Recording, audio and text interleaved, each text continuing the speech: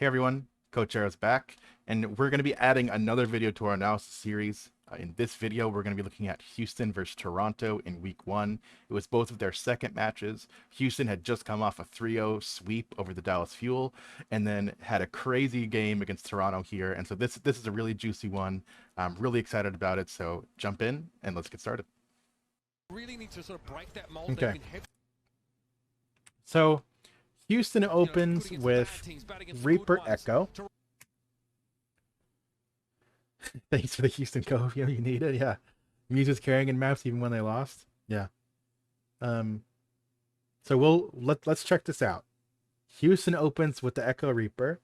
The value of Echo Reaper comes from being able to obliterate a single target, like actually obliterate a target. You don't even need merit to be there, to be honest. We already saw it with Doom Echo. You can obliterate a target. But now you have the option of Reaper being there too. And the aggression off Reaper, you think they can actually abuse Muse a lot now too if they do it. We noticed that Toronto starts with default and they end up swapping into Tracer. But they're opening with Genji. So Tracer is obviously something they think is just a counter. Now let's see the initial rollouts here. So Houston's controlling white. They have their soldier go main. Toronto has their soldier go main.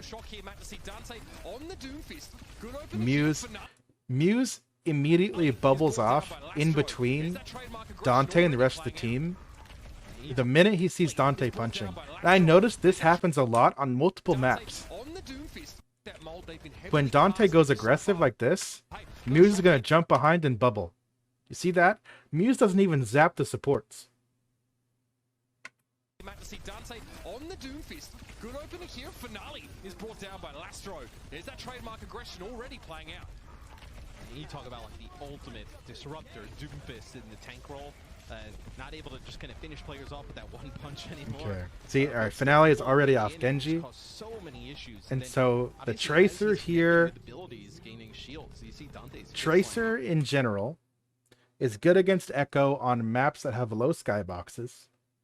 And Tracer is able to control one of the sporks. Now, I'm curious to see how they use Merit on Reaper compared to how they were using him on Soldier. Because remember, Merit was kind of the main prong in the spork, and then their tank was one, and Echo was the other. Right? That's kind of how Houston's thing went. But now they don't have Echo here, or they don't have a Soldier here. And what they're using is Tracer to bully out one of these and then have aggression on the backline as well. So he's got one of those boosted up punches. Great. Oh my god, he gets double stabbed with it! That's filthy! Choro almost gets splattered up against the wall there.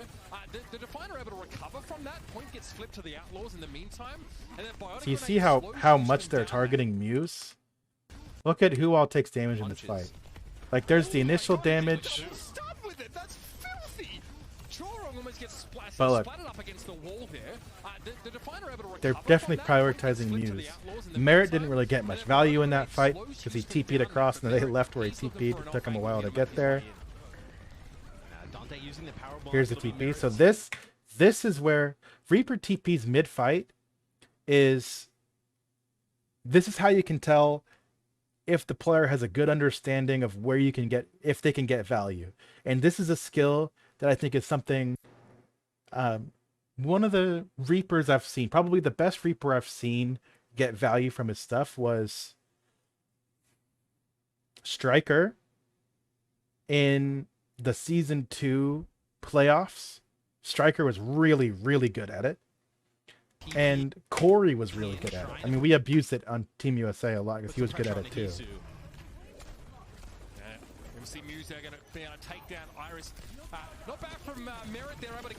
Nano Tracer. He actually is Tracer is.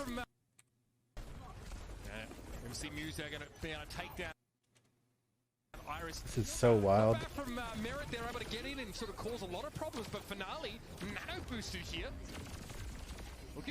But Finale, even with the nano boost, still a little afraid to get too close.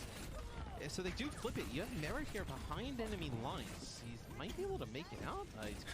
See, I'm not fully convinced that Reaper was the play. I wonder buys you a little I bit more wonder time for what the Defiant on reason point. is they want They'll get Reaper over closer, taking Soldier the on lead. these maps. Is it just Frustrating for Control Dante Center here that to they try want and it? limit Finale's mobility. Obviously, Doomfist never already has the easiest time.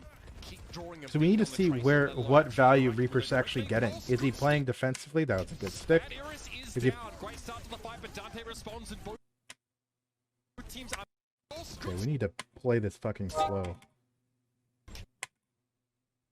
Okay. Muse is here. Dante is pressuring Anna, who's here. Reaper is hitting him.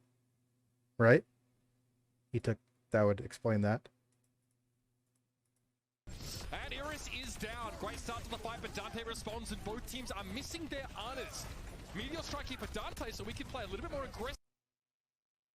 Lucio. So this is kind of similar, right? This is similar to what they were doing with Soldier. Where is their Reaper at? I cannot tell where the hell the Reaper is. Is Reaper getting bullied by Tracer right now? Reaper's on point. He's getting zapped. This is a 3-man dive right there, and Merit's on point, getting tanks. You just see they don't even need that much healing if you're the Outlaws, right? Like, you end up trading the Ana for Ana, but you have Pelican who ends up using the duplicate, right? To able to just get right into the body of the Soldier. He was left clicking the primal to monkey. Causing problems.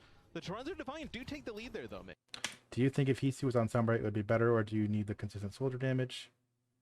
Not being under damage. Yeah. Okay, so there's a couple things. HOU on Soldier. Soldier does have a lot of value. And you have to think the way this comp style is played, right? Let's break this down theoretical. I'm going to draw on here, but don't look at the map. The map itself doesn't matter. So the way we see Houston play and Dallas and a lot of these teams is you have 2 flanks, 1 aggressive. And if you're playing Monkey, you usually go aggressive with 1, and you have some kind of spork situation where Houston is doing this, right? Houston is going way wider. That's a terrible drawing. You have small angles and like 1 wide, right? This would be like in Fuel's case, it was Soldier going wide, Monkey going this way, and Genji going with kind of similar to Monkey on a short flank. I'm not a monkey, I'm a scientist. Whereas Houston was doing the really wide stuff on Echo and leaving their Soldier with their supports for this. And then Dante would go really aggressive on his own. So you have this core 3 here. This is 3 people. This is Lucio, it's Anna, and Soldier, LAS. And then Echo would be on one side, and Doomfist would be on the other, right? This is kind of the way they were doing it. And the way it played into Fuel's comp is that because Soldier was the one going wide, it would take a while for him to get set up. And you have Monkey, Genji going short, and they have to choose who to dive. So if Monkey, Genji choose this way, they have the long flank of Echo and Doomfist to be able to capitalize on it.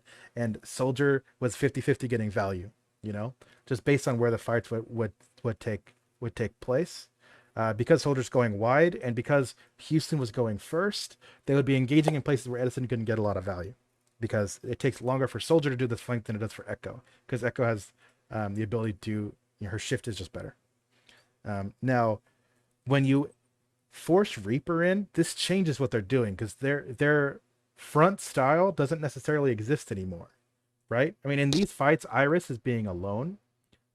Merit is going off on crazy flanks, and in the middle of the fight, he came back and was just pressuring Monkey. And then you have Dante, Pelican, and Lastro now doing the 3 dive.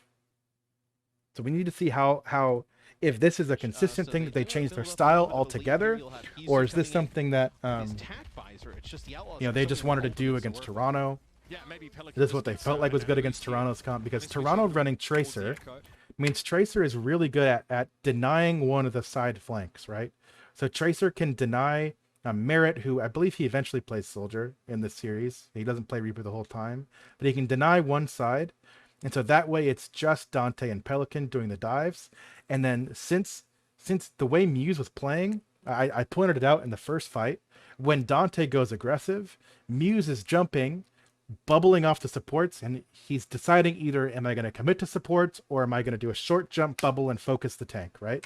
So we need to see how this plays out and how this develops. This is the theme that I'm kind of noticing, and I want to see if this is real or if we're just kind of making shit up. Maybe just an instant kill on one of those backliners in the absence of the sound barrier. All right, so look how wide the echo is. Dante and Merit are here and here. Toron. There's the dive from Muse. Merit straight to So the here's the aggressive dive. All three of them coming in. They still did the spork. So that was a good dive from Muse. That was well timed, well paced. It's happening. They're diving before Toronto is, right? Well, actually, I guess at the same time, so it doesn't really matter. But they kill HOU before he tacked. This was an ambitious tack. I'm gonna be real. Homie. You already got punched. Like, I don't know what you're thinking. Burns down with the beam. It's an Anubis for Merit instead, though. But he's definitely earned his stripes here. Will chase Muse away, and I mean chase. He ain't giving up on this one. Gets rid of the Winston. Now the Outlaws, they take some steps and get in the lead. Yeah, and he's All right. using his tack. How does Merit set up? So now that they have Death Blossom, now that they have Death Blossom, actually punches him back towards the rest of his team, and gets. Dante goes in actually. did Twilight not have Sleep Dart to start? Hold on, I need to see this because if Doom goes that aggressive and that obvious, wait, how was it that? Hold on, how obvious was it? Let's see. It's right here. He nades and sleeps. So Dante already gets his value before the sleep goes off. If Twilight sees Dante before he's already slammed, Dante can get slept before the punch happens. Maybe it's better to sleep before you hit the nade, right? You should try to sleep him first, not hit the nade first. Right here. You sleep him here instead of nading. I guess it's kind of the same thing. He just doesn't get the follow-up left clicks. Straight to the back line, as you might expect, and there it is. Burns down with the beam. It's an Anubis for Merit instead, though. But he's definitely earned his stripes here. Will chase Muse away, and I mean chase. He ain't giving up on this one. So that was a really good angle from Dante to approach from. Catches Twilight off guard. HOU ends up using his tack visor there as he gets dove on by 3 players, it looks like. So you see, Dante goes in and actually punches him back towards the rest of his team, and gets high Merit. So nice play there from Dante. So the Tracer from Finale has been impactful, but it hasn't been impactful enough to turn the tides. Okay. This time Muse is going aggressive. Muse is going real aggressive. Nice play there from Dante. Tracer's already set up. The Tracer Muse is walking up now. It hasn't been impactful enough to turn the tide. He jumps and bubbles. That's what's happening right now. It's a 2v3 on both fronts, right? Where's Echo at? Oh, Lastro. Oh, Houston's set up so aggressive now. Nice play there from Dante. They're in white. Yeah. You see how aggressive this is? But it hasn't been impactful enough to turn the tides. Gave them that lead early on. Since then, probably with the switch by Pelican, Finale hasn't really been able to have the same impact here. Dante brought down, though. Muse able just to follow up and finish off the Doomfist. Yeah, Pelican's so frustrated. So they get a really solid dive onto Outlaws' backline before Outlaws gets, like, value from their dive. Able to laser Muse down, and there'll be some stall here from Lastro. That one was kind of hard to see from this perspective, though, so we don't really get a good idea of what actually happened. Yeah, they saved all their ultimates. As soon as they lost Iris, they decide to save Meteor Strike, save Pulse Bomb. As look, he's denying the Reaper flank right here. He's denying it. That type of close quarter engagement, but and so now they don't have the spork that they want. You see, and now because they denied Reaper that flank, look how aggressive Toronto can be. Look at this. Dante and Pelican are trying to do something here. Not Pelican. Dante and Merit are trying to do something here. But Tracer won the side flank here. And now Muse and HOU are jumping in from here. Can he get behind and try and take out this Onyx again? Muse can't get to the back line there. Lastro is able to stay. Okay.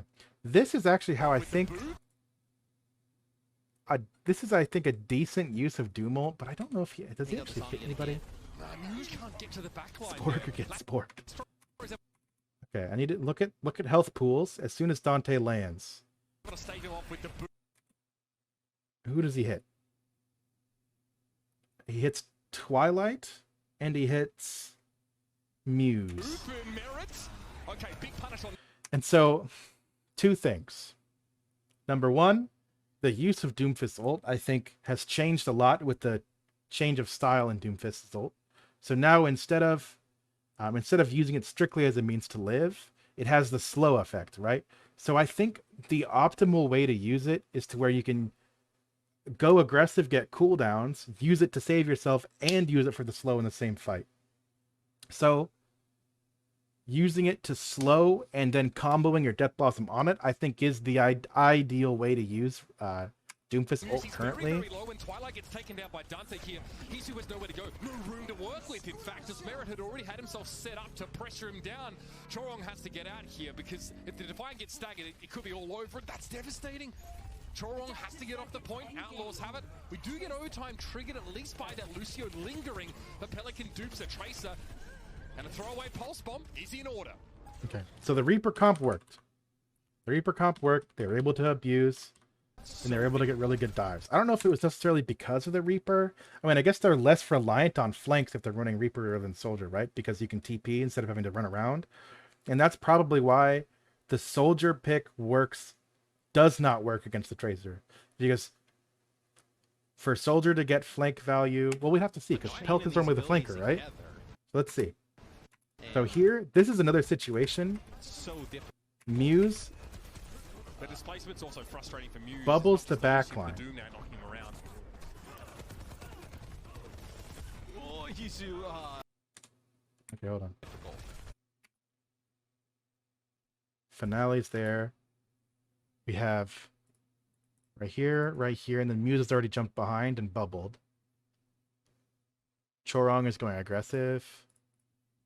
Twilight's here. The displacement's Twilight also hits the sleep on frustrating for Doom. Muse. It's not just the Lucio. This, I noticed this. Twilight is going so deep in all these fights. Like, compare the Ana positions, you know? Houston's Ana, Iris, is at the bridge. Twilight is up here at the statue. Doom now knocking him around.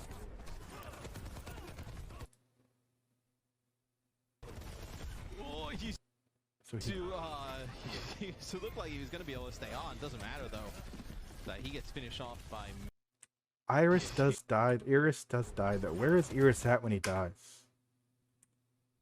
Displacement's also frustrating for Muse. It's not just the Lucio. The Doom now knocking Purpled him around. and obliterated. Okay, so he just dies right there. Oh, Another HOU, match. so Twilight looked is gonna like get he was dive, be able to big stay difference. on. Doesn't matter though. That he gets finished off by Merit with some help. I mean, from but here's the thing. Chorong should be able to get He away. can This get one, dive. Pelican though with the poke seam being from behind. Okay, Merit knocked off the map there.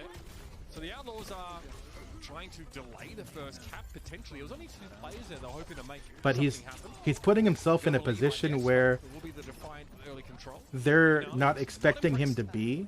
Yeah, so we'll see how they go Right? about trying to take this. Let's see how it with that develops Doomfist setup, as we've seen tons of teams be able going to forward. hold with the composition that the Toronto Defiant So right here, are they're prioritizing HOU. playing right now. You see right over the top the Doomfist with a big They get it. Now they're prioritizing Violet. slam, and then the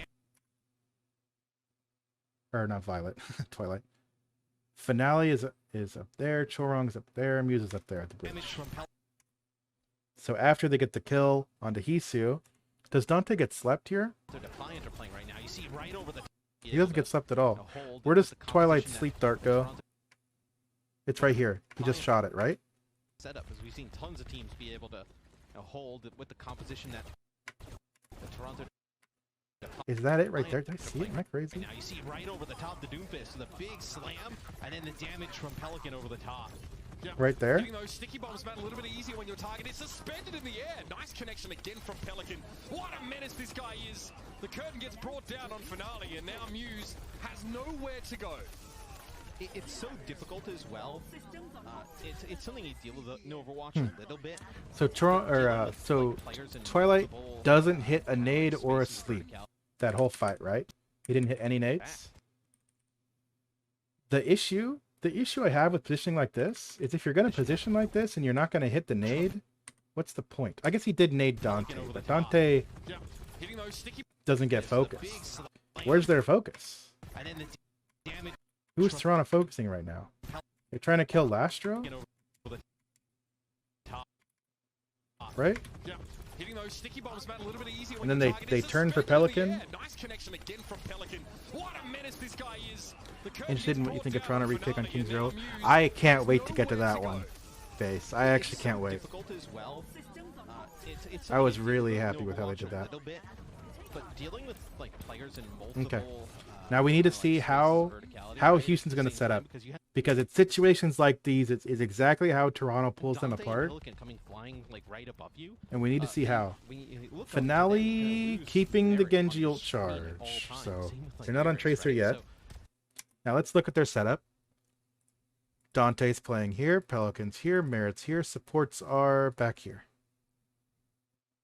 They're going wide with Soldier. Lucio and are here. Muse is here. Soldier, Genji are both over here. You can't kind of just like avoid looking up, because then you're just going to get like pummeled. So here's another one of those situations, right? He sees Dante use a punch cooldown. Dante slams and punches. Now Muse jumps. Bubbles in between them. And they're hard focusing Dante. It's really difficult for any FPS player to deal with. Okay, Dante has to get out, or he has to at least give up a little bit of position. Now they push with Primal, and see ya nerd off the map. See ya nerd off the map. Okay, that was just Muse popping off. Let's be real. I don't know if he beat that. I don't know what that beat was last year. They're trying to force it. Pelican got the trade kill, and Pelican was copying Anna's in this game. Did you notice that? And Finale uses this blade. Opener there from Muse. I'm surprised it took so much more for the Defiant to secure this. Yeah, I was going to say, probably a little bit more than they would have liked to end up securing the point, as the Outlaws, they dump a bunch of ultimates into it as well. So coming in the next fight, Muse pops off. For both Soldier 76s, and that'll be it across the board. So Finale makes a switch. Okay, so he's on Tracer now. So this is where we need to see how it develops. Right here. Okay. So Tracer, right here, right here. We know Anna's in here. Soldier, I think, is with Anna, right? Lastra's here, Anna's here, Dante's here. Can't really see where anyone else is at the moment. To this Tracy here again. You don't have blade at this Merit's on the flank. Okay. moment in time. You can build up that pulse bomb a little bit faster. Also, at the recall. Yeah. Look at that. Blade at this moment in time. You can. He tacks. Shorong does 140 damage, or gets him down to 144, and then Tracer one clips him for the rest. Yeah, harm's way. I mean, yeah, just be able to just come from behind and just destroy the soldier like that. So you get nothing from Merit's visor, yeah. He's pretty safe, you know, at a cursory glance. He's ulting from the safety of his biotic field. But there's so many sources of damage that just blast through any of that healing. Yeah. You know, there's only so much healing that biotic Now, they're doing the same thing. They're sending Soldier on the same flank. Soldier's going this way. Dante and a Pelican probably... We'll see what Pelican does. We'll see how the Outlaw's trying to approach it. So you see the Soldier kind of going with the loot. Do you see this? Lucio around the opposite side as he's waiting. He hears them pass, and now it's his time to strike. Look at this beautiful collapse. Where is Dante at? Is Dante getting any value? Yep, fired off by Mirror, but he's going to be knocked off the map. With the bionic grenade on, there might have been a Helix rocket. Yep. Now we can be aggressive on the Tracer. Big hit from Finale, there might have been a Helix. All right, Chorong just owned. Look at this. They kite around here. So what happens is Tracer comes in this way, Monkey jumps in here, Lucio's on him, Soldier and Lucio kite back out this way. He follows and gets the boot buff right here. Question is, Iris is over here. What value is Dante getting? Is he fighting Hisu right now? And that's what he's fighting Hisu and Twilight in the side? Yeah, that's what's happening. He gets chunked out by them. Let's look at Hisu's ult charge to see how much damage he actually does to Dante. Hisu and Twilight. They're at 10%, 10% and 38%. Dante goes in. We'll see how the Outlaws trying to approach this. You see the Soldier kind of going with the Lucio right here. Opposite side. 11 and 42, 14 and 47, but he's also healing, so that's like a... Oh, he punches Muse. So right here he punches Muse. Now we can be aggressive on the Tracer.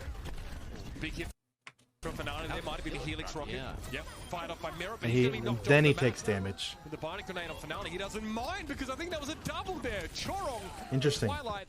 So Dante opted to punch Muse after Muse jumped in and bubbled, right? So the Outlaws are in deep trouble, Matt. Yeah, so this is what's interesting. It's like if you're the Outlaws, and you so this can't map, make things work with this one fight was Muse Muse popping off. The next fight, the next fight they killed the tack visor, right? And then they were able to attack in return. And then in the next fight, Chorong pops off, and now this is just a stagger really fight. Interesting to see if they're forced to switch. But this fight's still going on. It's going to be a sound barrier here from the Defiant. Because Houston had to touch. He kept this fight going, but the sound barrier for the Toronto Defiant helps them snag that kill on Merit. Pelican, that's not your bubble, son. You can't be healed inside of that. He was off the point regardless, though, and the Defiant show us a for sure. stronger look than we saw in round number 1. Face crowd pressure in years, going to tournament in a few weeks. I feel like teams have played their best controls nerf for win. Yeah. That's why I like watching tournament formats more than league formats. I think it's way more exciting to have to also manage that. A point like this, maybe you can make use of like that. Alright, so you notice how Finale opens with Genji again? He starts with Genji, and he swaps into Tracer, right? A lot of problems. I mean, you see there at the point there with just the 4 walls. It's like a I wonder setup for Doomfist. what they're expecting from Houston Despite the fact that to warrant opening this. Quiet round there. You know, Houston's gonna run the same thing. Damage dealing department for Toronto. Getting a lot of value out of that Winston here. Because when you open with something and swap into something, it's because you're opening it for generally like versatility, and you don't think that they're going to play one specific style the whole time. That's usually why you do it.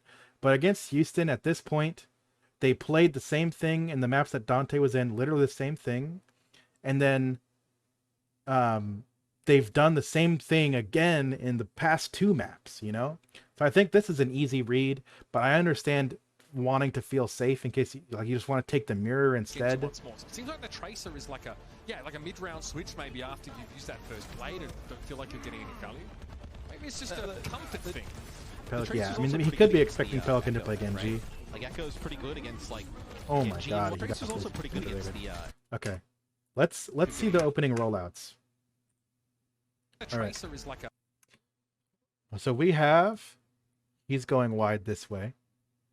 Anna is up top, Lucio's going with Monkey, and then our Soldier and Genji are over here. And then in this side, we don't really have a good determination of where they're going to go yet. They're going through main, right? Switch maybe after you've used that first blade and don't feel like you're getting... This is odd. It's odd getting your Soldier and Genji both here. That's weird. That's really weird to me. Maybe it's just a comfort thing. Okay, well Soldier already ran back over this way. And now Genji's the only one in main. Also pretty good against the Echo, right?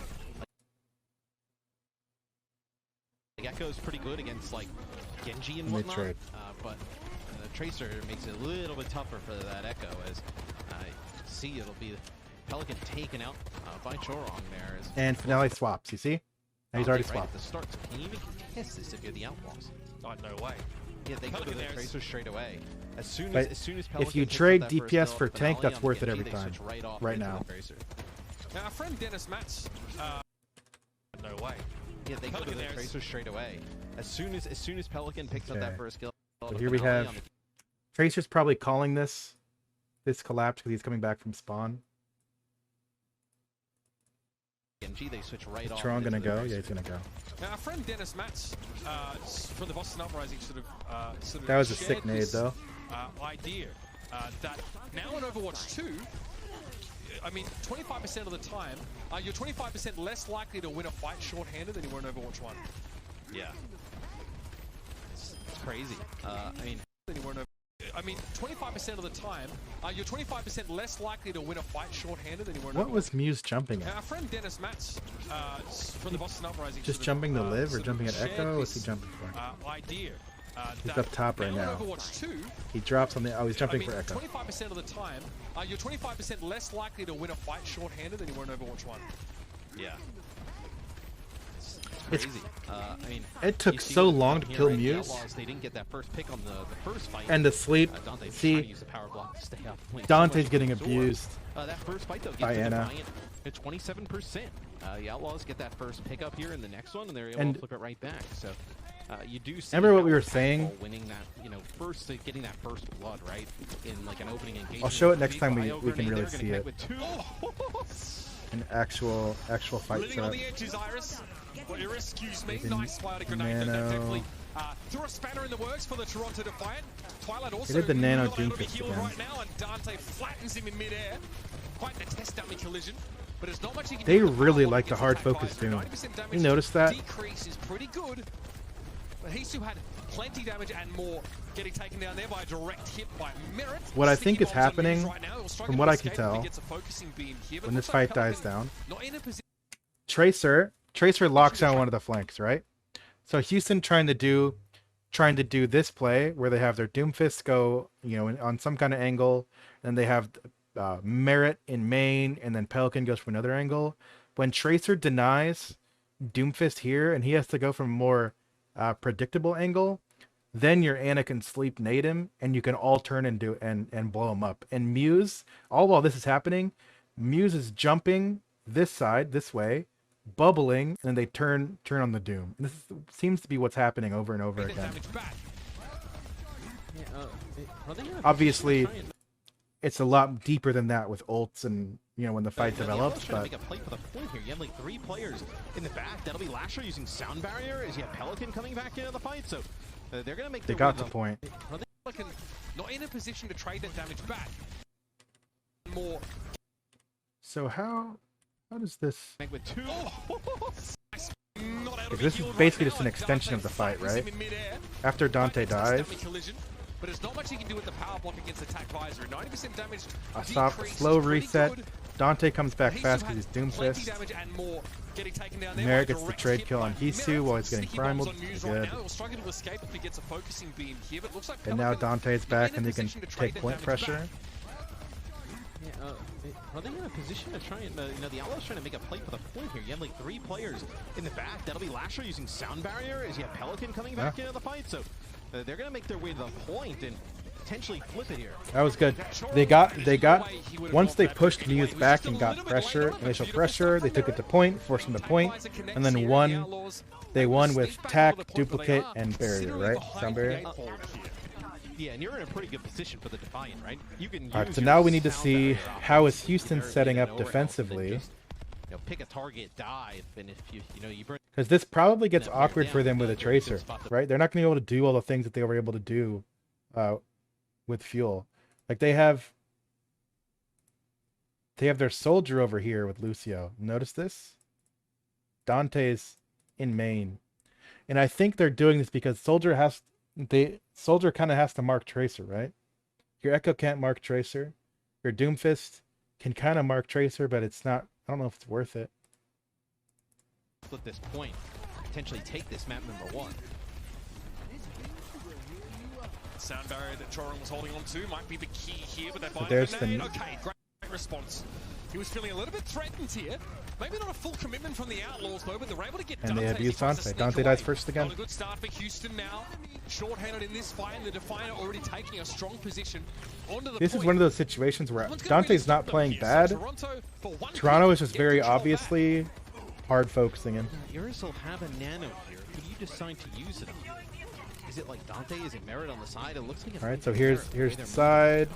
Dante's getting picked off so early in these fights. Twilight is one. That was a sick Actually nade. one. Oh They my can't god, follow that was up a on sick it. nade. Big window, big opportunity there for the Okay, nano trades. actually one. And they can't follow up on it. Nano's Merit. Window, big opportunity there for the Outlaws. It goes begging, but Twilight eventually is snapped up. Merit needs to make this work right now. Facing down Troy. But they turn and kill Dante. With that nano boost, and Mew's out of position and a little bit low here. 99 and counting them. Was anyone for the Outlaws on the point? No! They've let it go! They've let it go, the Outlaws. Merit needs to make this work. Could they have right touched? now. They were Facing down even, Troy. right? They're even and they're Nano nanoing. boost, and Mew's out of position and a little bit low here. Pelican has to get off to 99 survive. He counting them. does Was anyone for die. the Outlaws? But you're 2v2 and you're about to kill On the Winston. point. No! They've let Or you're it go. 3v2 and you're about to kill Winston. They've That's let unlucky. It go, the Outlaws, as they fall in this first map of Yeah. the series. Toronto. Alright. To run the Doom Fist. So these next two maps, when you're running Tracer being it requires horizontal space to get her flanks off, right? She's less usable vertical, which makes that pressure of shutting down one of the flanks and forcing soldiers' attention to where Dante now is having to do something more predictable. That's not as easy to do on these next two maps. Yeah, obviously we saw And so this style, the Tracer style, probably isn't going to work on in King's that sort Row of Vancouver or matchup. on Gibraltar. Prefer to sort of More go so for on Gibraltar. You can do it on King's Row. It's a little harder, but it's doable. kind of know that, London It's might definitely play that doable. way in general here, but teams sometimes favoring just the ability to have a So shield they break they through like chokes. they like how the Tracer thing went, so they're going to open with it, I guess. And it much harder on Pelican. We'll see what Pelican and Merit decide to play if we continue going with this, Echo 76. And Merit, obviously, exciting prospect because he's such a flexible player, really. Often, working around Proper in times gone by. In that O2 Blast team, and just sort of playing what needed to be done while we sort of saw Proper on these high impact, sort of higher risk. All right. Dante, 2, 3. I assume the other two are going to be over here on the left. We have Anna, Soldier. 1, 2, 3, 4. Tracer was hiding on the left, right? Just Tracer got forced out. I saw her. Picks. See him on the Soldier 76 here, not a huge surprise. See, that's a really good punch. The Outlaws still trying to go with the I need to angle. learn that Looks as a Doom to Fist. Jump on in there and find It an doesn't instant look too kill. hard. You just bounce off that. So you see Dante just kind of go up to the high ground, try and slam right on top of He the did it again. 76. So you see Dante just kind of go up to the high ground, try and slam Is right on top. Merit in hotel? He's top hotel, right? Yeah, he's right here. That's good. Put some more Good pressure info. on. But you see just how fast 76 can get out of the way. It's, Ooh, right now, Twilight missed his if sleep. he's on the low ground, Now he's got to play high so ground, safe. He's just doing a nice job of dodging Dante. Yep, finale taken down. Just how fast 76 can get out of the way. It's right now. Finale On the low is in there with Monkey. They're fighting Pelican? ground, he's Pelican and Lastro. in a high ground. Lastro he's kills just the doing a nice Tracer. job of dodging Dante. Yep, finale taken down. And It looks Dante like he was finishes trying off to Twilight. carry Iris, but Lastro was there. On And they trade interference Pelican. and have actually find that elimination. I mean, meanwhile, we saw Dante essentially playing rather solo, trying to set at least something up for Pelican to dive in and find that extra bit of damage there.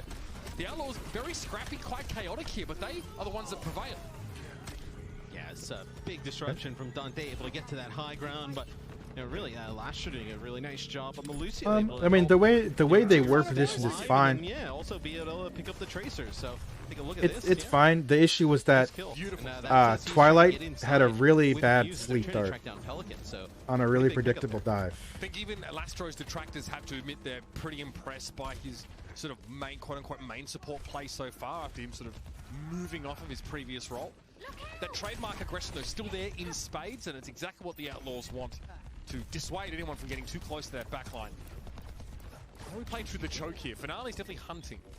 Yeah, he's trying to find somebody. Maybe just trying to bait some action from he's Pelican basically up just here, but controlling the high imagine, ground. you may even That's all he's consider trying to using do. the nano on Just Pelican, controlling the high try and ground. keep him alive. Yeah, so they are going to use the nano boost on the Pelican. He's going to be able to take down Jaro so fast. So the damage output from Echo, and then also when you fly on Echo and get up in the air, you just get. Actually, they went off Nano, and Pelican just kind of dove in from main and got the supports. That wasn't really anything special. Before they expect Yeah, I mean, you're either part. a lot of momentum, and then also when you take down Jaro so fast. Yeah, he's trying to find somebody. Maybe just trying to like bait some action from Pelican up here. But I imagine you may even consider using the nano on him. Is that's Lashro and Merit on the flank. Pelican try and keep Monkey jumps them and bubbles off the soldier. And Pelican kind of owns. From Echo, and then also when you like lie on Echo, get up fast and just get in people's faces. A lot of times even before they expect. Yeah, I mean, you're either part of the dive, Matt, or you're your own arm of the pincer, right? As soon as someone like Dante goes in and you sort of spot that back. Where do they set up? Where do they set up? Where do they set I'm up? not going to blow my cooldowns on one person and just remove them from the fight. Remember, it's much harder to win a fight when you're short-handed in Overwatch 2 compared to Overwatch 1, and Pelican is really just there to get that early. Okay. This is what I'm talking about here. We've got the Spork setup. 1, 2, 3. All right, the Spork setup. Tracer's going to bully out the Doom. Numbers advantage and sort of start to pressure it. There's that many better things that even if he doesn't bully him out, the knowledge that Doom is there is usually enough to make Dooms want to leave. You know. So now the Spork setup's done. Right. Yep. That's going to get and they actually just ignore him. They literally just ignore Dante. Limited success in doing so. Dante's able to get out of trouble there. Meteor strike. He's actually able to get rid of. They're going to recontest. Now has a chance to go for the tack visor. The ult cycling for the Houston Outlaws looks much more effective so far, and Muse has got nowhere to go. Hunted down by Merit. And yeah, you see the that was good. See, the issue that I have with this was it started out really well with bullying out Dante, but right here when this happens, I want them to do what they were doing, right? Where Muse would bubble off here and everyone turns and focuses Dante. That's what they did on Li Zhang. I mean, he has ult, so maybe because he has ult, you don't do that. They know he has ult. So they want to ignore him and nano attack through. That's probably what happens. That makes more sense. He's actually able to get rid of Chorong. Merit now has a chance to go for the tack visor. The ult cycling for the Houston Outlaws looks much more effective so far, and Muse has got nowhere to go. Hunted down by Merit. And yeah, you see the difference now. They're able to keep nice shots there with the Helix to finish it off, and they're able to keep Pelican alive, and he's able to put down the damage that we know Echo can. Lashro and Iris doing a much better job, I feel like, on King's Row now than on Lijiang Tower, and Finale he'll go over to Genji. There's a lot of high ground here. You want to swaps to Genji. So not surprised to see Genji primarily. I don't think it's like any kind because there's nowhere for Tracer to go. I think this is less him wanting to play Genji into this comp and more Tracer sucks at this part of King's Row. Like the Tracer wasn't working or whatnot. I think you just want to be able to contest some of that high ground that the Doomfist is going to go for. Alright, there's the dive from Muse. Look at that. Look, he did it again. Contest some of that high ground that the Doomfist is going to go for. Right here. Boom. Jumps in. Bubble. Turn. They're all on Dante now. From Muse. Not fully committing though, and actually playing towards his team's side of his own barrier. His Dante was sort of drawn back away. Probably the effect that Muse was looking for. And he does again. Now another dive, Dante. Oh. He jumps aggressively and Dante counters. So Dante is already. I mean, this part of the map doesn't lend to Spork playstyle like the other parts do. I mean. Can we talk about how tragic those sticky bombs are? Oh no, they got through. They just missed. And yeah, the nano boost onto the Echo is just filthy. It's Pelican just taking over here on the offensive side. And we've seen Dante do that a few times, Mitch, where he loads up a punch and Muse goes to dive in because he assumes that Dante is obviously going to at this point, he punches backwards. You need a miracle. Yeah, right into. And they don't get it. Matt, they don't get it. So Toronto doesn't get value from the Tracer like they did on Gardens, and I think that's primarily because of map layout. Dante has to play a different style regardless on King's Row because he's not going to be able to go really aggressive off flanks. So he's playing way more defensive. You compare how he played on Li Zhang and how he played versus Dallas to how he's playing here. Because the map's so linear, he has to be you know, he doesn't get to do the wide angle flanks. On right, punching you, seismic slams coming in. Ooh, that's a little risky there from Pelican. HOU not able to clean him up there, so Pelican not punished. But you can see he's taking a much more passive position on the point until that flight cooldown is off. And again, PLR into nothing. Oh my Get a god. much more passive position on the point until that flight cooldown is Muse off. jumps on the soldier. Again, PLR into Bubbles the soldier. Dante gets purpled. Doesn't quite get to his intended target and is hit with a biter grenade all the way. So Houston are laid low for a time. They need to be very careful these next few seconds. Well, all of Doom's abilities are like, able to be kind of canceled by the other in Overwatch too, so you can really kind of like trick people out. Like when you're seismic slamming as the Mara takes out HOU there, which kind of like a straight up soldier battle. You can really kind of throw players off and like where you're going and what you're trying to do on Doom now. So hard to catch Merritt when he turns tail and get those legs pumping. He's able to pick up a health pack. Chorong was really hoping to snipe him away. And Dante cancels that punch. Okay, so the call is for the Outlaws to try and regroup a little bit here and try and contest a little later on. They're going to regroup, That's it. recontest. Looks like Dante actually Alright, so coming around. this, that's Yeah, the tragic. power punch lined up. I love that they do the opposite this time. Yeah, I mean, and he's not able In a lot of those situations, they bubble off and focus Dante. But when Dante, right here, he gets the slam, he misses the punch, but gets the slam, and they all in on the 4. I like that a lot. They all in over here. Dante doesn't get much value. before the fight starts, so Toronto just get to, follow their flow chart. Lee Jang-un gets hit with murder. Pelican needs an insta kill right now, but much of those sticky grenades are bombs. Yeah, I'll try to pay more attention to Chorong. I honestly haven't really been looking at the Lucio. Yeah, he did get one there, Dante, but yeah, it would have been. That was a really good play. That power punch that he was loading up coming around. If Dante hits the punch, that probably is way different, Because if Twilight gets hit with the punch, he's going to be super low. It's already empowered. He would have to hit the nade sleep on Dante, and they probably do the normal focus Dante bubble off main. But because he misses the punch, they ignore Dante. Like, if they were to focus Dante, it would be a reaction. It wouldn't be proactive. They obviously with a proactive play where they were trying to push in main on the recontest. Constant displacement you're dealing with here, and that's unfortunate. Pelican has actually slept under Nano, but Hughes, well, he already hit M1 under Primal. Wakes him up. It's okay. You take the straight all any day. You take the if you get rid of their Nano and you give Primal, that's fine. It does not have the so they Nano, HOU, and Finale Blade. Did he miss the Nano? Or did he got slept on cart or whatever, right? Where? So where's Twilight at that he gets on cart? Right here. He jumps on cart as they're rushing. I mean what the fuck, man?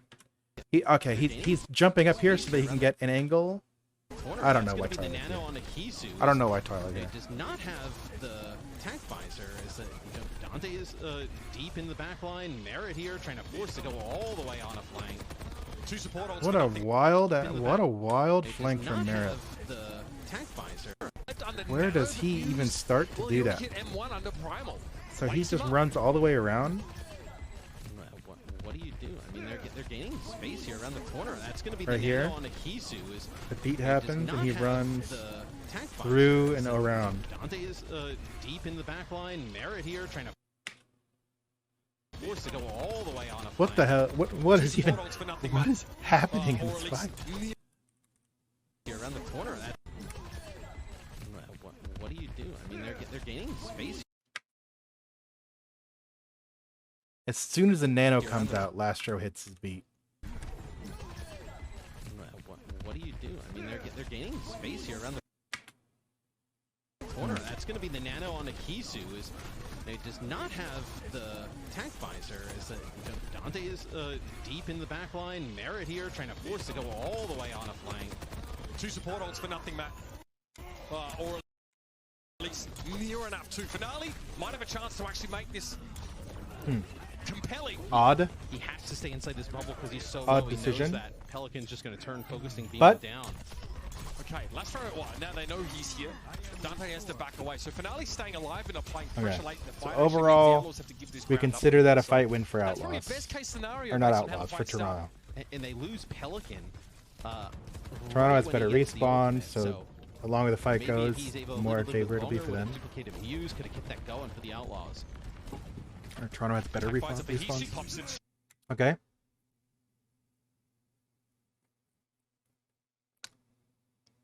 It's really interesting to me that Merit is flanking. Merit is flanking so much more. It feels like it's flanking so much more, right? But he's asleep, so Twilight, great job there, shutting down Doom's ability to disrupt HOU and allows him to do what he does best, which is deal death. That's Sue for him. Away. Dante's behind him right now, but he's asleep, so Twilight, Monkey and Soldier following up off each other. Which is deal death. That's Sue for him. Dante eventually brings him Korong's down. there They're going to try and stall that a little bit, but takes a face fall of damage and has to run away. Lastro thinks about it, but that biotic grenade is going to make it impossible. Map, the Outlaws. Snowballs. Remind you, they set Snowballs. a really fast time. You know, completing the map with 3 minutes and 37 seconds in the bank. It's it'll be tough for Toronto to match that, but still, giving themselves another shot at defense. Yeah, much better looks here for Toronto. See, setups on King's Row are so much simpler. Duplicate here for Pelican. Who will it be? Copy Muse maybe go over his head in the back And line. it really feels like it becomes way more I guess maybe about individual play, you know? Quite desirable. Crazy, almost in the 180 sleep. And the ability for 2 biotic grenades, definitely. Yeah, I actually kind of like the Ana duplicate. You know, Sleep and Nade are so good. You build the nano fast, and you can nano your tank. Because you're capped out in how much like seems pretty HP crazy. you can do in terms of duplicate, right? So when you can nano anybody. Well, if you do get primal, in this case, you can nano Doom. But getting that nano boost, like another nano boost, or you know, being able to get Here's is playing far back. Extra sleep dart, pretty nice. There's Monkey jumping and bubbling and dying. So much utility to back up, still very solid rate of healing. And this is a full-scale retreat here, excuse me. Muse with the primal rage now, able to turn back into the fight as Torong lets the hold on. So much utility to back up, still very solid rate of healing. And this is a full-scale retreat here, excuse me. Muse with the primal rage now, able to turn back into the fight as Torong lets the they just turned the fight and obliterated him. Pelican and rips him limb from limb. Finale's able to hold onto the blade here as well. Yes, the Defiant used both support ultimates, but ooh, they're close to the end of the map here. Finale Muse waiting for someone to peek out. It's Dante first up to the plate. Yeah, and he gets up, gets a touch, he gets hit with the biotic grenade, but the sound barrier comes out. So he does have Meteor Strike to try and keep himself up. HOU in danger here, hit with a biotic grenade as well. He's 1 HP, but Finale pulls the blade finally, and he slept. Hero's going to keep his backline alive for the time being. Finale 1 HP, Dante comes in with attack visor from long range for HOU. Alive for the time being. Where is HOU at this whole time? Finally, and he biotic grenade, but the sound barrier comes out. So he does have Meteor Strike to try and keep himself up.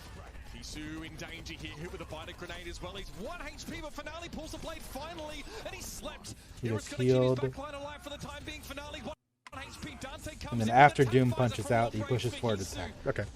Can't do much about that for the Outlaws. They're forced to focus on the points. Interesting. And there we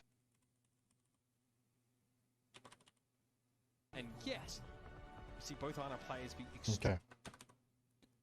They both finish with time. Overall, it's kind of a snowball. The pace of the game is so fast. It's pretty crazy. Comes right over the top. Like those are 2 of like the biggest targets in terms of getting hit with the sleep darts right now.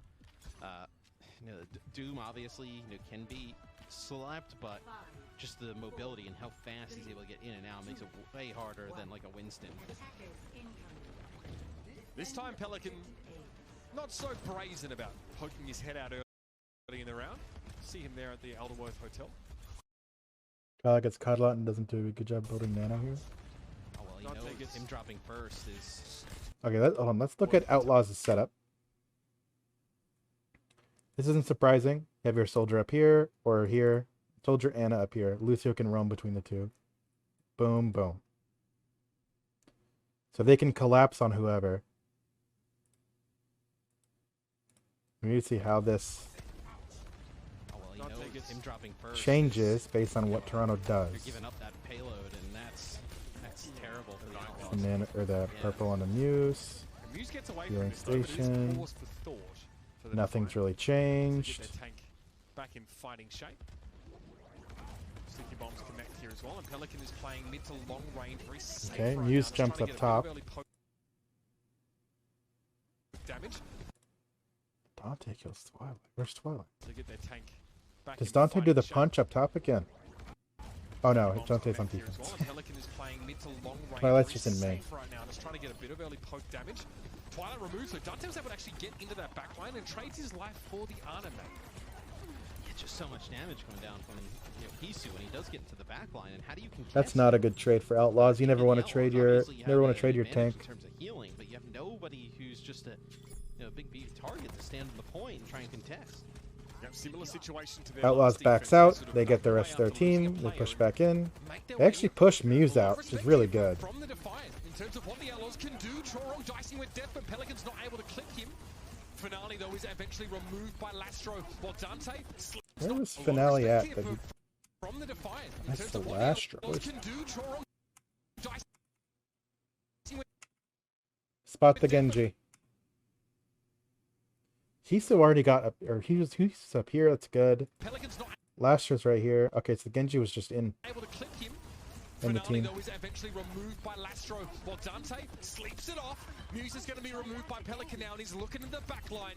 Chorong's pretty extended. He knows Twilight is within focusing beam range, but Lastro's the one that finishes the kill. This guy's unhinged. 8 final blows for him. Yeah, and there was a big like Okay. 1v1 going down up on the high ground. Kind of see Here we it go. through Basically their the same outlines, situation that but just happened. Merit against Both teams are Finale, regrouping. They're about to Merit push down in. You don't really want to push in damage. 4v4 while no one has Finish resources. off It by feels bad. Lastro, so Lastro doing a nice job They have contributing, trying to Nano. help They have Tac. his team finish off the Genji. Outlaws Finale has up the high Nano ground. He's able to get Doom coming up. 76. That's bad news. Okay, what the hell is going on here? His team finish off by Okay. Let's take stock. 2, 3, 4. We got 1, 2, 3, 4. Finale had just died. Lastro. So Lastro doing Soldiers. No, again, no, Finale's over here. Finale's already in. Muse is here. Soldiers kind of flanking him. a nice job contributing, trying to help his team finish off And the then Genji. Anna's close to hotel. Finale up He the high sees ground. this. He's going to go for the nade. He's He's going to able go to for get the the 76. That's bad news. healing. He boosts. Pelican, does he survive Okay. this? How does he survive And this? they Impossible. push out He's with 1 it. HP and he's still standing. But HOU makes short work of the rest of that Outlaws team. That's good. Pelican's able to snipe Finale away, but again, it's a big tactical visor. Toronto saw Pelican in there on his own. They pushed into that hotel. It's 5.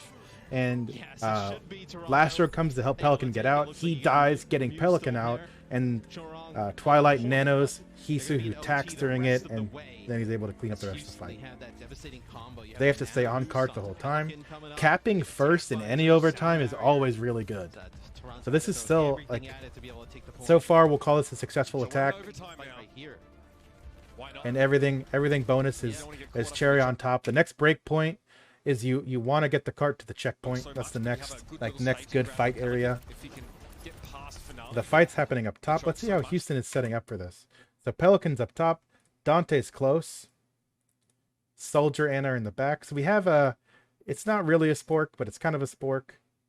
And then Finale goes up here. Good little staging Muse ground is for on Pelican. cart. Anna's up top with Get past Finale. Finale here. Quite a few Defiant players on this high ground trying to deny it. It's away, but you can't block that kind of beam. Not even with your best. Pelican has to use this to get another health bar.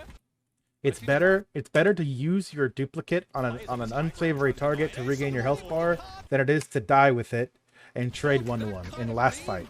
Not even You with your know? best. Pelican has Yeah, moved to Lucio. Finale definitely fed this. Doesn't suck. They're going to hit with the Bionic Grenade, but he gets a Nano straight away. Madden's going to make short work of Chorong here. Muse in the primal And then rage, so Nano very attack nice to cleans find it a up. squishy target, so he does both backliners for the I mean, even Pelican scoops the loop. the thing is, That kind of Korong beam, having to not even with your best. like Lastro beats here Pelican and Chorong beats here. and they just wait. They wait it out, right? Beat goes down. Now they nano attack, and they win. Yeah, Pelican was actually 1 health. Does Pelican even build beat? God, he was actually 1. Does he build beat? Let's look. I'm only looking at Pelican right now. 50%, 60%, 70%, 80%, 90%. Nope, doesn't get it. Yeah, and Pelican doesn't even get the sound barrier, Mitch, but just the ability to, Well, part of the feed part about Finale, it's fine for him to go high ground here because he has Ana with him, right? Look, he goes up here. He has both Lucio and Ana with him. The issue is that he pushes and goes out of his Ana sightline. He's not an Ana sightline anymore. Ana can't heal him. That's the feed. His kite back should have been this way. If he even needs to dash forward at all. He honestly, what he probably should do is just mark it, just pressure him, don't dash, just hit left clicks with Ana. The minute they see both Ana and they see Genji, Pelican's not going to stay here. He's either going to, I mean, he might go aggressive and try to duplicate or something, but it's really greedy to go for this dash. Because he's doing it way early, and he didn't respect how much damage Pelican can do. him to kind of give himself a little area for the Outlaws. I mean, bear in mind, the Defiant finished to the fight. There's a lot of ways that you can optimize that better. Okay, so Toronto's gonna open with the Tracer instead of the Genji. This is what we talked about, how the Tracer stuff worked really well on the wide horizontal maps. You know, your controls, your pushes. But it's not really great on the linear maps because you don't really using Tracer to mark the angle to deny Dante the angle or deny Pelican the angle doesn't really exist on this point nearly as much, or on this map. It does to a small degree, but it's not as extravagant as it is on Koth maps or on push maps, right? So here, let's note the setup. Now this is the same setup they were doing before. The difference is Twilight's down here. So last time Twilight, Soldier was up here, Tracer was back here, Monkey was on the statue. But Twilight's starting on the ground. Was that intentional? Or did he like drop? No, it looks like it was just straight up intentional. Dante does his little punch, he goes up top. They're pressuring Muse. Here's Muse jumping backline and bubbling off. They kill Iris. But look where... So this here, Twilight's setting up close. This means that what's going to happen is they want to hit a quick nade. Now, we saw Twilight do this a lot. We've seen him do it a lot. And this is just another example of him doing it. So if Tracer's set up here, Monkey's here. Monkey can either die from this side or this side of statue. Tracer can enter from this side. And then Ana can walk up and hit the nade here. So their goal is to fight right here. This is their fight zone. And everyone's location is how they're setting up for it. So Korong's going to go in and help as well, Chorong. And then is it Korong or Chorong? I actually don't remember how to pronounce it. And then Hisu's just going to be there to pressure from the back. Yeah, how do you play careful? Yeah. So there it is. There it is. Boom, boom, boom. 1, 2, 3. And they're all pushing in, and they get the trade. That's the issue. Is Twilight gets naded. Yeah, how do you play careful? Yeah. How does Twilight actually die? The nade comes through. Twilight doesn't get naded, but he gets slept. He gets slept right here, and they kill him from above. Well, you see, but this Twilight is going for this really aggressive nade play to try to win fights off the nades, which I'm unsure how I feel about it. There's situations where it obviously is very strong. But there's also a lot of situations where it kind of feeds. And this is one of those where the trade is not worth it because of spawns. So they back out entirely, and they're just going to go for full recontest. I think this is the right play. Finale waits, he touches. Again, this could be really risky. Yeah, this is risky. They jump in. Point not captured quite yet. Oh, Pelican can't get away from it. So Okay, hold on. Again, this could be really risky. Okay, where? Okay, so Iris is back in their main. Dante's there. He just jumped in. Lastra's on point. not leaving it, so Pelican's half health. point not captured quite yet. He didn't get any healing. They couldn't. They're in. Yeah, look at that. Not leaving it, so They probably could have healed him, right? captured quite yet. We can't really see. It's hard to tell. It looked like they were trying to do something in Hotel. They're trying to save Dante. Or they're trying to go aggressive with Dante. Hard to tell. But this is really good. This is textbook. This is exact. If you're going to recontest on King's Row, this is textbook. This is very basic. You get someone in position who's going to touch. Everyone else regroups. You let the points tick. You don't care about stalling the 1 point as long as possible and dying, whatever. You want to get everyone died quickly. They're getting progress on a point late after most people have already respawned. So they're letting everyone group. Tracer's setting up. Tracer touches. 1, 2, uses 2 blinks. They're not even focusing. He doesn't even have to recall. And Muse jumps in at the same time. This is a great retake. This is very textbook. And the only reason it's really doable is because, number one, they all got their respawn timers rolling before they were contesting point, right? That's the main thing. And the second thing is they had someone quick in position that could touch from an angle that isn't just main. Whereas if the person who has to touch is coming from main, then it's a lot easier to focus them down and blow them up. All right, where's Chiron here? And gets a health pack. I mean, Tracer might be one of his natural enemies, but he's a tank now. You don't mind too much. There's a power block there. He misses the punch, though. I think he was just using the seismic slam to get away. I mean, that is insane play from Dante.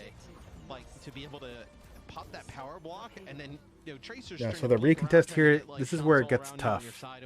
Because now they have to go from far spawn. Probably a little stun that Toronto ended up coming up and fighting this. Tracer's gonna, well, Lucy, they actually can probably touch. I think it's gonna be just kind of thrown together here at the end. Well, it's gonna be a money pulse or nothing, and that's the He's trying to line up the pulse. He's trying to line up the blink pulse and dies during it. Thrown together here at the end. Well, it's gonna be a money Slam. That's slam right there. or nothing. Dead. And that's the latter, I'm afraid to say. Finale didn't even know what hit him there, and the Houston Outlaws strike back. All right, next map. Go quick. I'm taking too long. Okay. Ah, yes. Ah, yes. Ah, yes. Gibraltar. This is an even bigger example of a map where you can't use Tracer to deny that side angle. You can't use Tracer to deny the side angle, and so they keep Finale on Genji, but instead of Lucio, they're running Brig. So this is interesting. The Brig kind of takes the same role of denying. You can use Brig to touch cart, you can use Brig to help deny high ground. It's interesting. We need to see how they set up. I don't really remember much about Gibraltar, I'm not going to lie to you. I watched it live, but I was talking a lot on stream while it was happening. I wasn't really paying attention, to be real. It's interesting to me that Hisu's on the low ground. You notice that? At what point does Hisu drop? Right now, he's already dropped. That's interesting to me. Seismic slam goes up. You see, you can actually use seismic slam and then almost like channel a punch mid-air. Yeah. Yep. Kind of can channel all these abilities together. Okay, he doesn't quite find Twilight. Dante's trying to get to the high ground, right? Yeah, he's trying. He's not going to make it, though. And I think he gets lucky that he's there. Dante's going to have to settle for a mini health pack in a more entrenched position behind enemy lines. How does Muse die? Muse jumps. Or Muse is... Okay.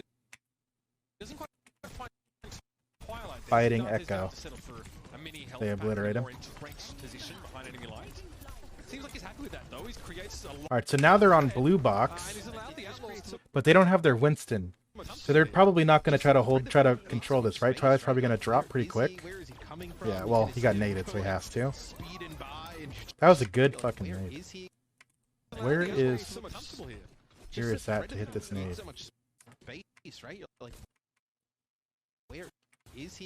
He literally... I can't tell if he hit the wall or if he just hit their model directly on. Regardless, that's a sick nade. Have to pay attention where he's coming from now. It's just that one kill on a mute. So here we go. And look at Twilight's in the room, the bottom right room. Finale was in server. coming from now. It's just that one kill on a mute. Finale's going on just on the left flank, and Merit's And the look at one how server. far the Outlaws have got in the car. See, And the main question is how do you get and here value comes out the of Brigitte when bubble. you're giving ground constantly. I think the Defiant eventually in this So now we have this and this. That's what Houston has going for them right now. Toronto, they already used their bubble here, so they probably can't push in. They probably can't. If they do, it's kind of risky.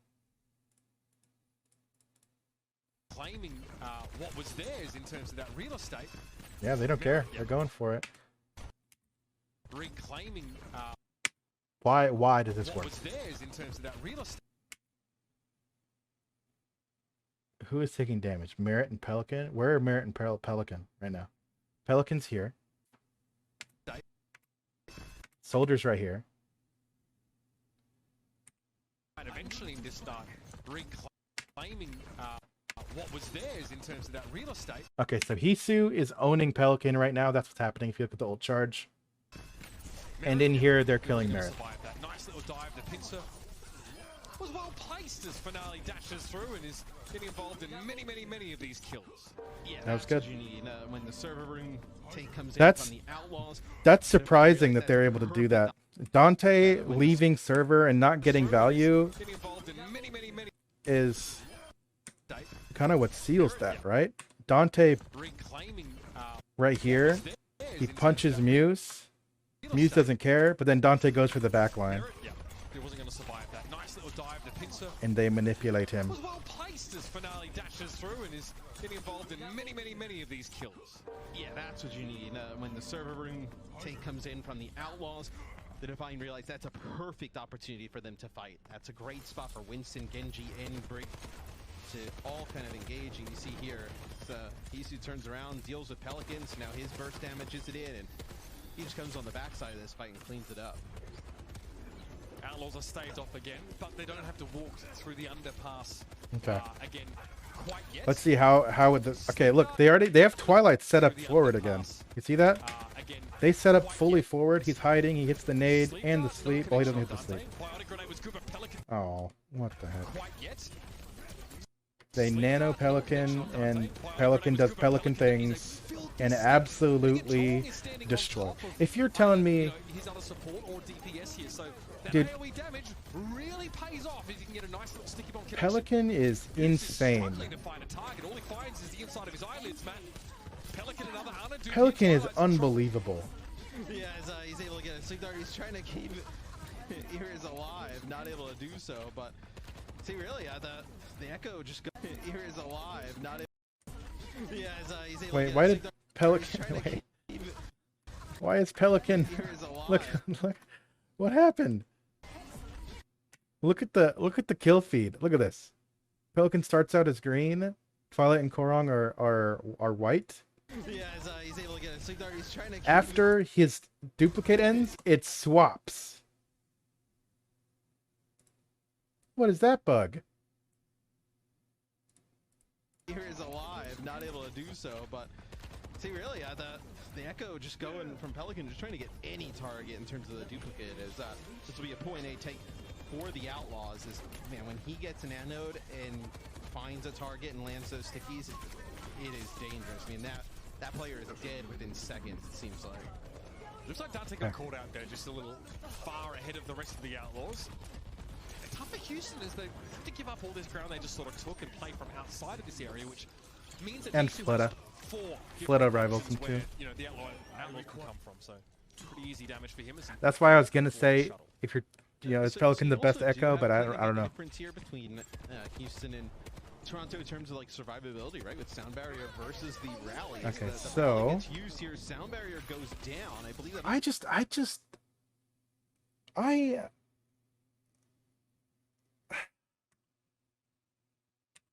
Why beat? Kind of like a difference here between Houston. Why beat? Toronto in terms of like survivability, right? With Why do Sound Barrier. people genuinely think beating as an opener is good right now? I don't know. I need to think about that more. Versus the Rally. I need to think about that more. Rally gets used here. Sound Barrier He actually goes almost down. loses I it, believe that only which is connects with, like, 3 pretty players. crazy. So not the But they best do of, get Hisu. I mean, I guess the counter argument is Gibraltar second is historically one of the hardest points in the game to attack. So it's not crazy to try to use it to break the initial hold. Like if you can get kills with it and then you have to force them to use ults to recontest, that's fine. But if you use it and they're able to use the DPS ults in the same fight after it wears off, then like it's a Lucio cope. Dude, they do kill Hisu. So like so not the best of Sound Barrier, but even then, look at the Rally. Extra health only really. This only is good if the Rally just used to basically try and keep the supports up. they get control of the chokes, you know? But they don't. They don't. And now Toronto has 2 really good potential fights. Was it actually a solo beat? I thought he got Dante with it, right? Sound Barrier versus the Rally is the Rally gets used. Yeah, you got Dante and Pelican. Goes down. I believe that only connects with Because the other 2 were blocked off by so Monkey not the Bubble. best of Sound Barrier, but even then, look at the Rally. Extra health. But the Outlaws haven't been kicked out of the shuttle phase yet. Dante may have to abscond though. Okay. Yeah, it's Now just a they pretty see. defensive pick. Now they have to do the whole same thing, except Twilight, Toronto has him up, make his life DPS a little bit ults easier. and The Lasher has 7-6 no as beat. well, just the constant healing. From Look the how break. close this was. This is the sleep, So right? take a look at Twilight's POV. That's nice. Oh no, it's something else. I mean, he's gonna hit someone. Thanks, Marshall. Appreciate that. Too many people in the doorway. Yeah, you're gonna get. I'm glad you're here. I'm glad you're enjoying it. 223 and counting here. Okay. For Houston. Let's see how they push now. So Dante. So there's a couple ways that teams have tried to recontest second point historically. How people do it changes a lot. Oh, Marshall with the tier 1 sub. Thank you, friend. Welcome to Aerospace, where your brain gets bigger. Which brain? That's for you to decide. Anyway, so a lot of teams would they try to get someone who can get through the choke quickly to touch point first, and then get point pressure to draw attention, and then you push out. That's one way. Otherwise, you kind of have to use ults to get out of the chokes, and it becomes really hard. So that's why they're putting Dante on point right now. Dante just punches out from bottom left to touch cart, but Finale is going aggressive with the Nano Genji, and I mean, okay, he lives. Why does he live? Why does he live through that? Why does he live through that? Why does he live through that? Where's the rest of Houston? I've got VIP access, thank you. This is going to be pretty difficult. That B would have been good here. You're going to get up on top of that ship, especially when you're playing the 76. All right, now they gotta wait again. I have to figure something else out. And the dash can get up pretty quick, but this is where the Echo Look at that is sniper right monkey. getting on through there. But you're going to have the Nano here. Going to be able to Nano Pelican maybe keep him alive as he's going to try and get to the high ground. Yeah, all tactical visor means a Pelican. Okay, there's a couple things.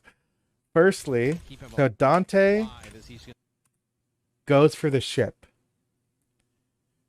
but Toronto, look how Toronto is set up for this tac visor play. You see the difference? This is where they start normally, right? This is the normal setup with Soldier on ship, Monkey here, Brig and a Genji here. And then when we go forward, look at the difference. 76 and the other teams, the Genji using the deflect. You see, so they have some kind of play they want to do with Soldier coming out with Tactile Visor here. So they have an idea. of something they're going for. Quick, but this is where the Echo, it's kind See this? It's a totally different what they're doing. You're gonna have the nano here. And then Be a nano Pelican maybe. this is the thing that's tragic. So Dante goes to clear ship because that's normally where Soldier is, right? He wants to clear the high ground, get the Soldier off. Right here, Muse jumps.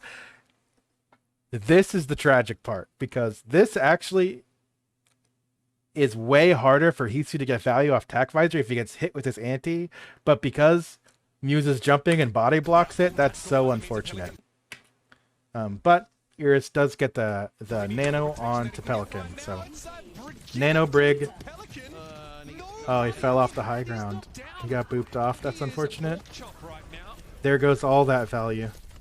All that value just gone. Beautiful stuff here from the Defiant. When it gets defensive, they really know how to turn it up. Okay, what? Okay. Beautiful stuff here from the Defiant. When it gets defensive, they really know how to turn it up. I would definitely define the position that. Well, Pelican got him low, in trouble. Yes. and they're able to get a couple trades. Muse with no sleep dart. But the thing is, even though Toronto wins this, this is a big win for Houston because Toronto can no longer close hold this. Houston, because they're on the forward half, you know, you have to think about where the spawns line up. Somewhere around halfway, you know, this line right here, somewhere around halfway is where spawn advantage flips. So Houston has spawn advantage, and Toronto, they had a lot of people die late. The only person that died late was Merritt for Houston. So they can get 4 people in before Toronto can be set up. So that fight ultimately is a win for Houston because of those end fights. If Lastro doesn't finish off those kills, this is just another hold scenario. But Dante can already be in. They can get in top right. And they get pushed out anyway. Doesn't matter.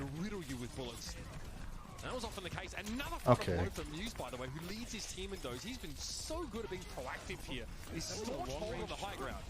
Yep. Look at this sniper monkey. This spot is so much better. Kind of like the lethal range, but doing a nice shot. People forget Crossfire, yeah. that he's a post. What is this? It's never easy carrying the.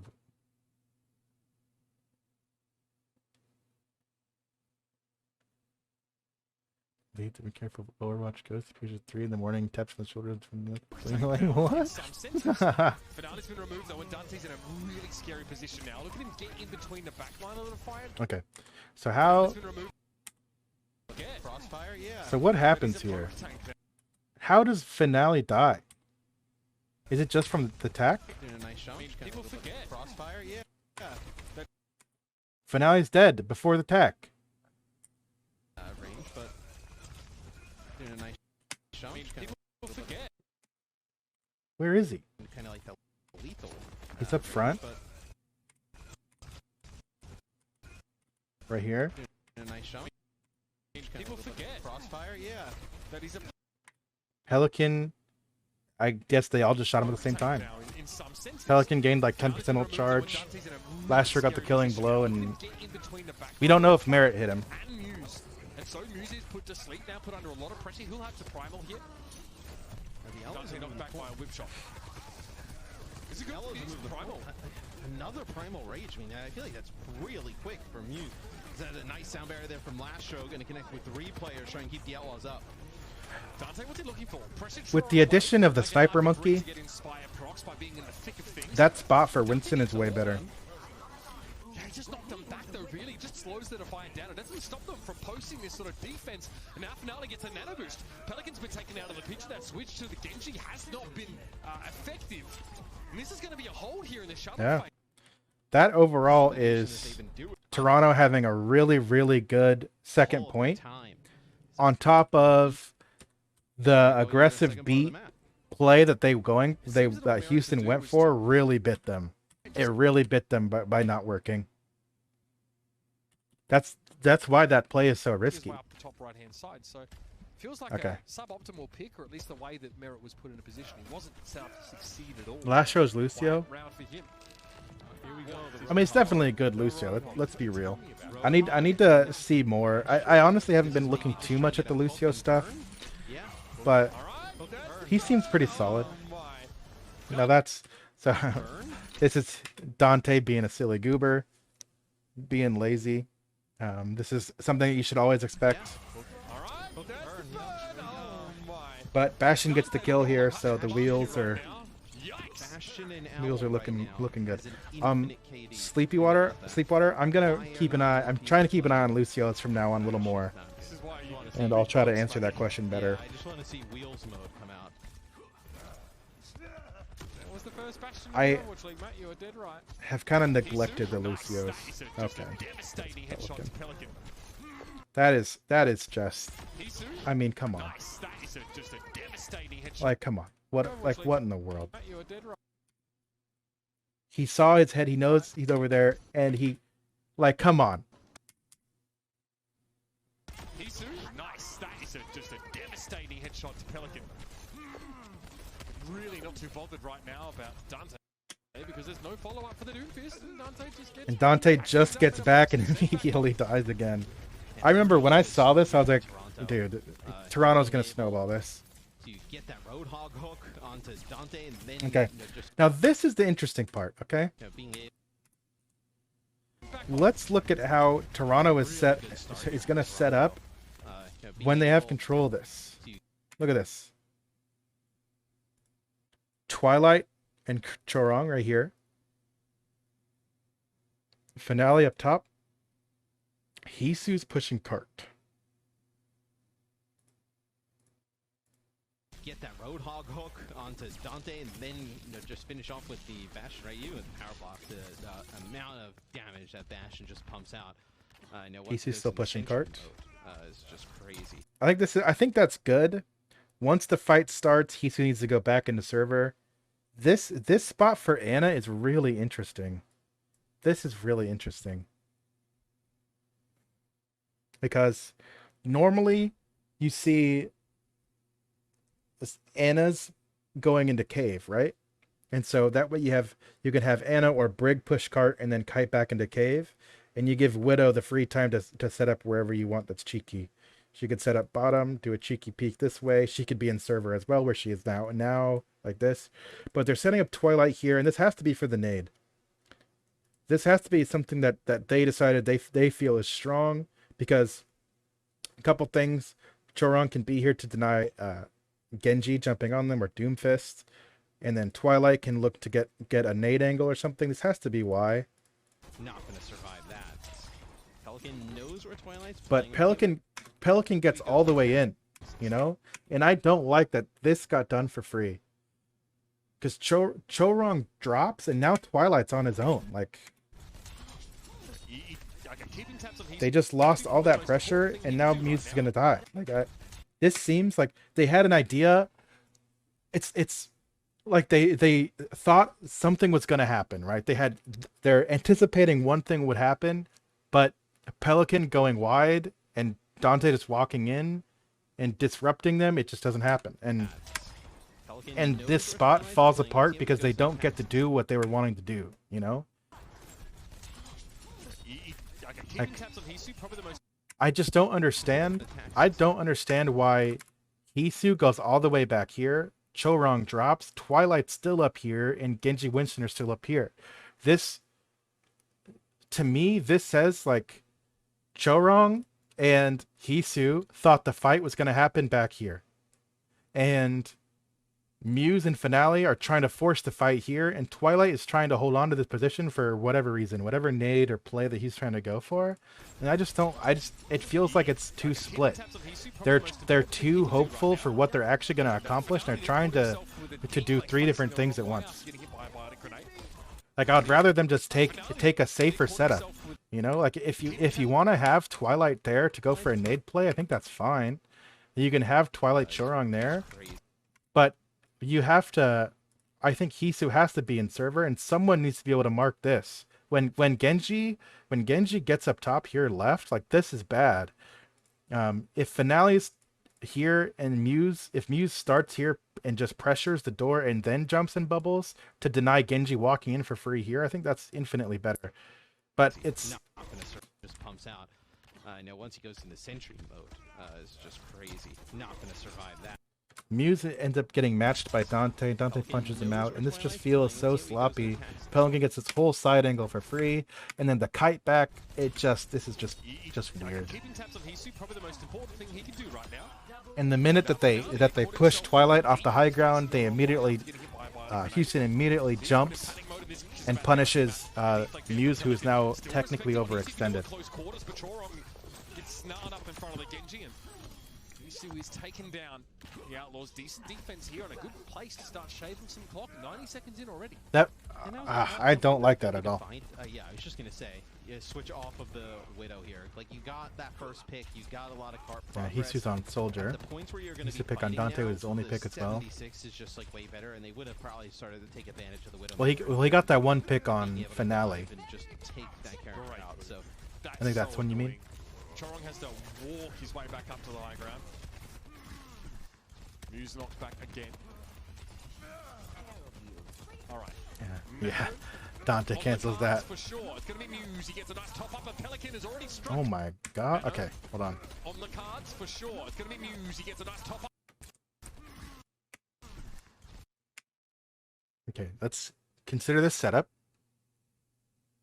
Lastro's here. I like Lastro being here because he can deny this area with boops. That's really good. Merit and Iris are up here. Pelican's just using the blue box, and Dante's close. But Dante's going in and out. And now here. That. Alright. Look at this. Dante charges the punch, right? He charges the punch. Muse knocked back again. Right here. And Chorong tries to counter bash him. Alright. Now they don't have bash for the dive. On the card. And here he slams, he just taps punch. The nano goes on to Muse. And Pelican has already killed a support. So Pelican dashes on top. The Pelican's above, right? There's that. The nano comes through and Pelican goes above and he's... Yeah. That was really good. Oh! It's disaster! It's disaster for Houston! Huge waste right now. So back to spawn again. We're upwards of 2 minutes of clock. And he had nano there, Muse. And, Or disaster for Toronto. He actually gets punched into a wall. There's damage coming in from the soldier as well. Yeah, okay, so here we can see the other angle of this. Look at this. So Dante slams in. Boom, there's the dash the dash through. Turns around, right clicks. Very good. What do you do? I mean, my god. Cuban don't hit that sleeve. Very good. Yeah, you don't have And the fact that Dante got out Chorong's bash is so good. That's such a minor detail that's really important. Banana trying to harry Dante there.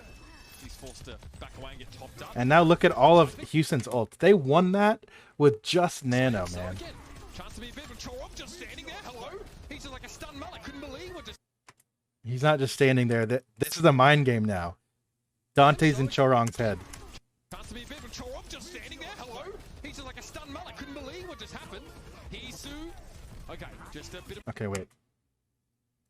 Lastro beats. Why does he beat? He's just like a stunned mullet. Why does Lastro beat? He's matching. He beats in.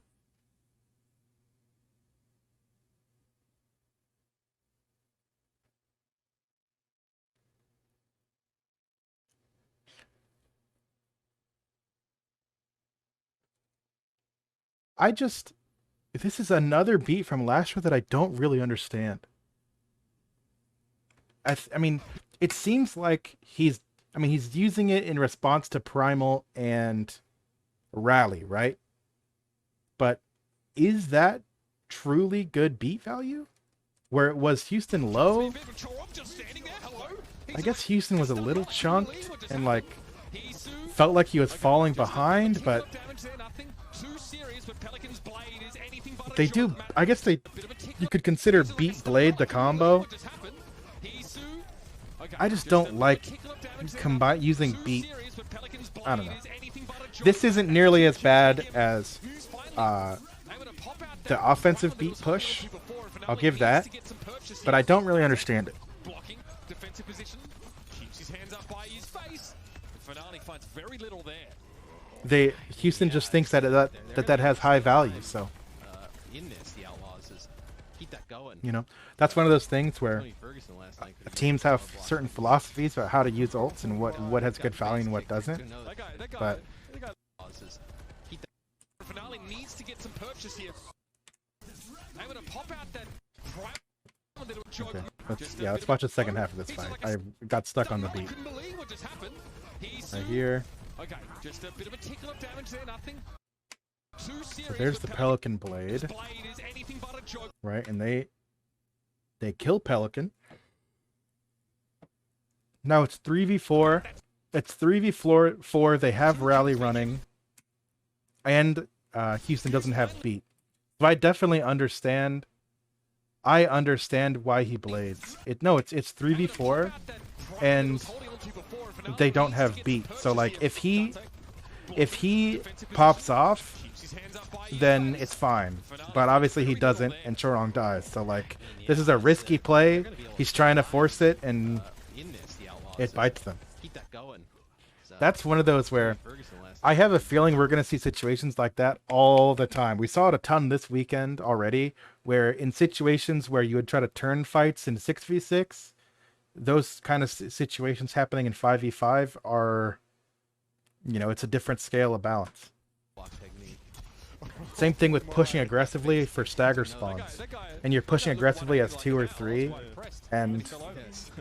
So Muse you end up being a distraction, dying jumping in. on the push. What was Merrick Okay, so let's see. got face kicked into another. Now that the fight's reset back to neutral, Dante, Merritt's up here, Iris is here, Lastro contesting blue box. This is really good. Lastro on Pelican here, and Iris is in the back. I like this setup from Houston. I think this is a very smart setup.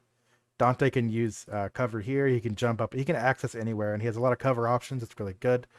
Toronto is looking... Ooh, they're kind of doing the same kind of contest. We have to see if Chorong's actually going to still try to contest this, since he's on Lucio now instead of Brig.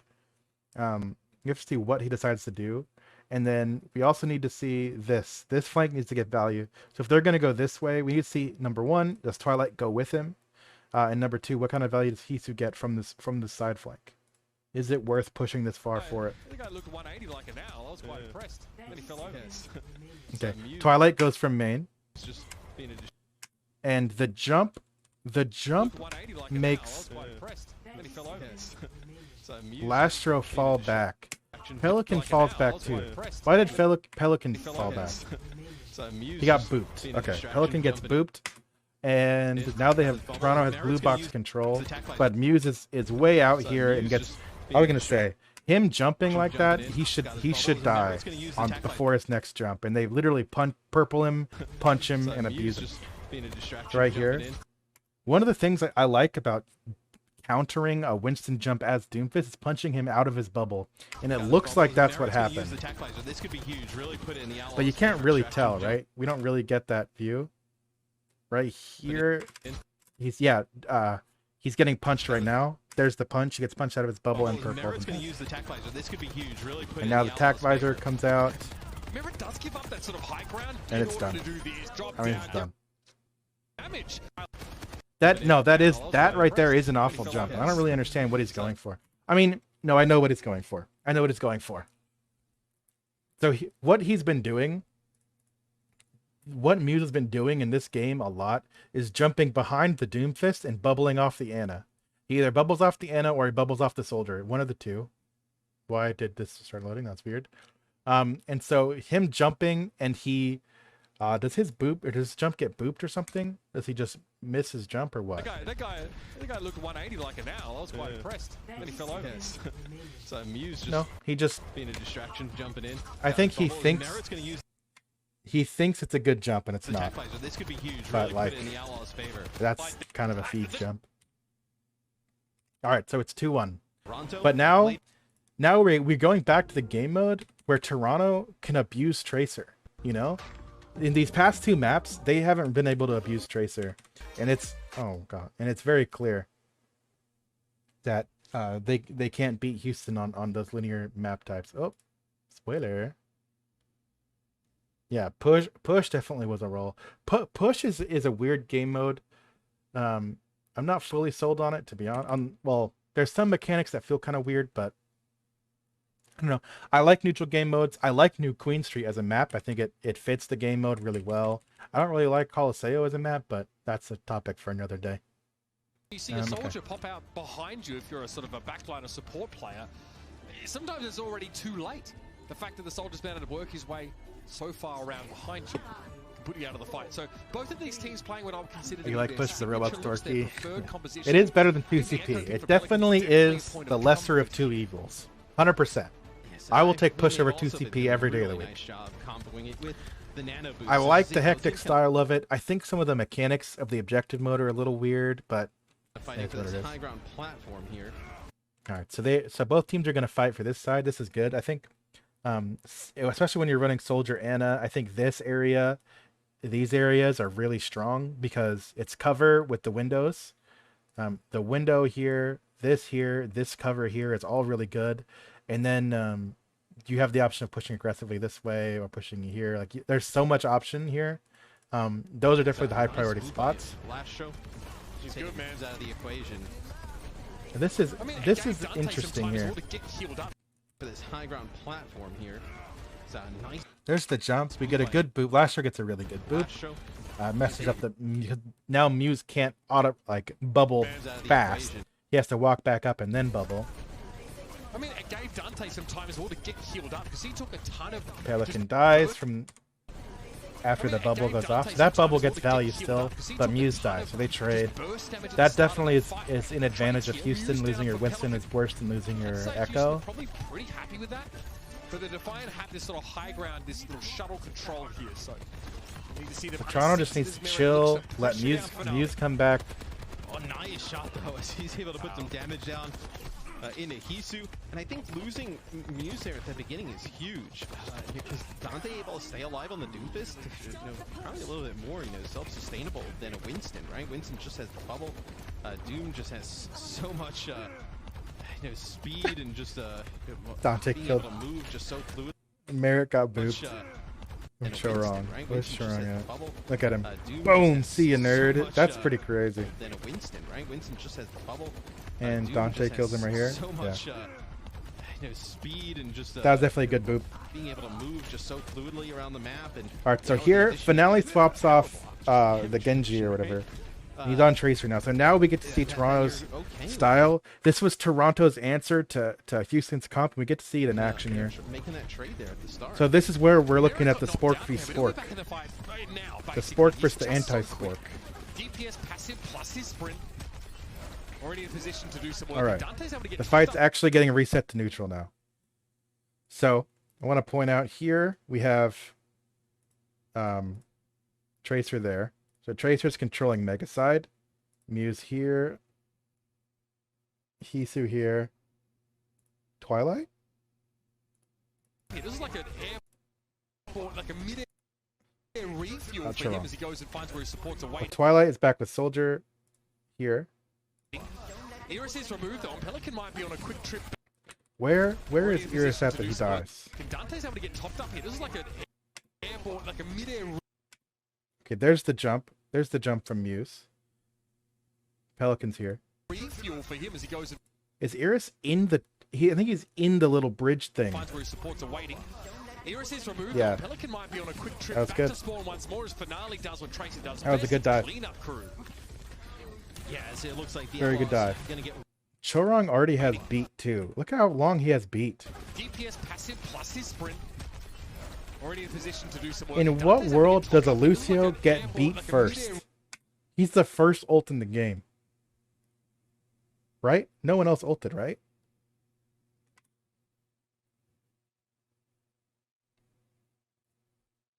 Play. Play. Play. Refuel for him as he goes and finds where his supports are waiting. Iris is removed though, and Pelican might be on a quick trip back to spawn once more as goes, just clean up off of the really good dive. Dante does use his ult, which is unfortunate. So it looks like the Outlaws gonna get wiped here as Dante gets hit with a bionic grenade. So this is the setup we need to see now. In the Toronto so Defiant the fact that Toronto wins the second fight is probably this is the most crucial thing in the whole in this whole match, or in this whole map rather, because take a look here. Because Here, we'll watch that so you guys can see it. Oh yeah, See you later, sick. bud. Because now the ult fight isn't already like they don't have to. Houston can't use ults to continue the momentum. You know, they can't continue the lead. It's already being reset. This next fight, Toronto just won a fight. They have to win a second fight in order to get caught up to Houston. So this second fight, for them to actually pass Houston here, is definitely important. It's the first real ult fight, you know. And so if they win this fight, you know, now Houston's going to have to do 3 fights. So it's going to be really interesting. Purchase on the edge there. Nano boost here for both sides. All right, so we need to see where in the world is the Tracer. Okay, you see Tracer's here. They leave Chorong on point. Only just, but not able to get any purchase on the edge there. Nano boost here for both sides. Expect to see maybe a preemptive sound barrier. We have Dante here, Pelican here, Iris, or is that Chorong? That might be Chorong. Where's Pelican? But we know where Tracer is, right? Well. Tracer's on the right. Everyone else is here. This is a very important fight. This Pelican's on the right. Tracer is now in the back line. in the front score for the Defiant. So there's the...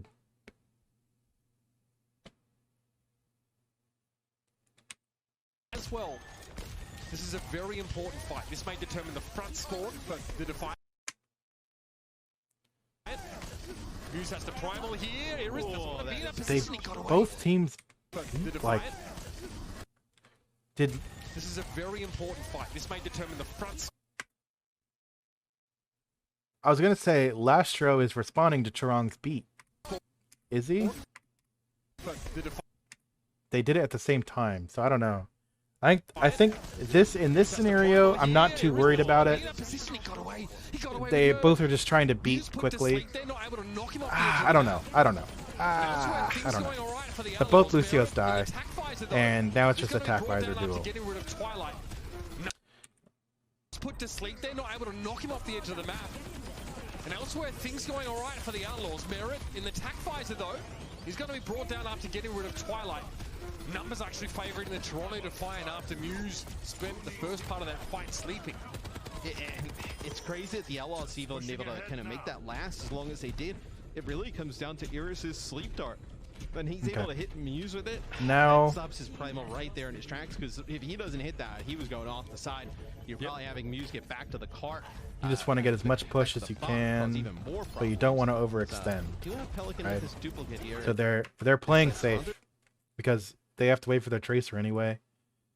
Houston has better spawns. We have this setup, this setup, this setup, this setup. And so the way I see this playing out is this other kind of thing. But this here is largely to deny Dante getting crazy setups. If he can prevent Dante from getting easy setups onto the back line, that's ideal. That's a win for the Tracer. And then if he doesn't get any pressure at all, then he has access to backline and he's a flanker. Defiant, they push into the lead. See, the Pelicans playing close to that So here, tall building. Ready to kind of drop down and stay out of the... he doesn't see the soldier, which is The Pelicans playing unlucky, close I to guess. that tall building. Ready to kind of Soldier drop down sees him though. and stay Or out soldier of the hears purview him, of Hisu, but he it's in blinks, fact so it doesn't Muse matter. that snaps him up. Yes. Finale has to recall there. Doesn't expect to see Merit inside his own biotic field, but he'll just wait. Look at Twilight. Snaps him. Look where Twilight's rotated Ready to kind mid-fight. Right? After this, so we have this little fight happening. They get the kill on Pelican, and then Twilight's gonna wrap around. Drop down and stay out of the purview of Hisu, but it's in fact Muse that snaps him up. Finale has to recall there. Doesn't expect to see Merit inside his own. And so now the biotic fight's field. kind of rotated a little bit, and Twilight's He'll just over wait for here.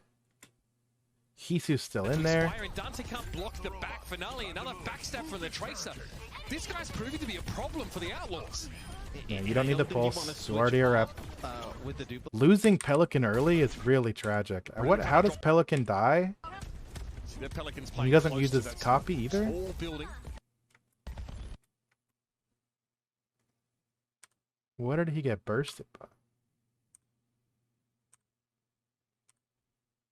Ready to kind of drop down and stay out of the purview of HOU, but it's in fact Muse that snaps him up. Finale has the recall there. Team-wide play. See Merit inside his own biotic field, but he'll just wait for that to expire. And Dante can't block the back. Finale, another backstab from the Tracer.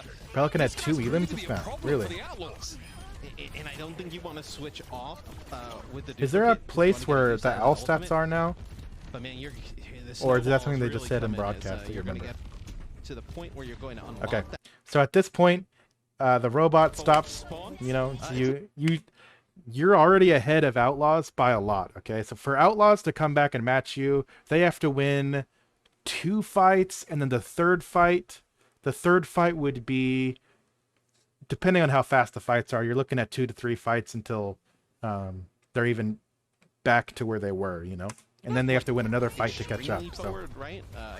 So right now, you unlock the spawn, and you immediately go aggressive. How close they spawn.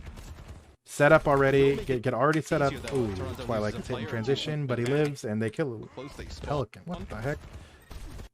I thought Twilight was going to die here. Will make it easier, though, if Toronto loses.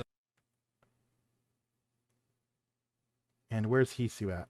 HOU's just in the door, right? And they just turn and zap him. He gets monkey sniped in HOU. He's getting taken out so fast. Yeah, he's having a stinker so far, Matt. Getting shut down pretty consistently by Muse. Houston doesn't look great on these kind of maps. Yeah, he had it. Didn't have a chance to use it though, or chose not to either way. It might just be this match though. Here that, you know, they can just pick up the bottom, resume what they were doing earlier on. Pelican returns, duplicates, and slept. Doesn't matter. The fight's been won by his team. Pelican is getting abused for sure. Yeah, I don't know, man. The bottom resume. Yeah. In terms of like how close they spawn, will make it easier though if Toronto loses a. So here's the kill on Pelican. Back is, man, Pelican goes right in. He's getting taken out so fast. Yeah, he's having a stinker. So. All right, Dante gets ult and has to immediately use it. They're still pressuring the back line. We have all the other 3 members right here. Pelican just respawned.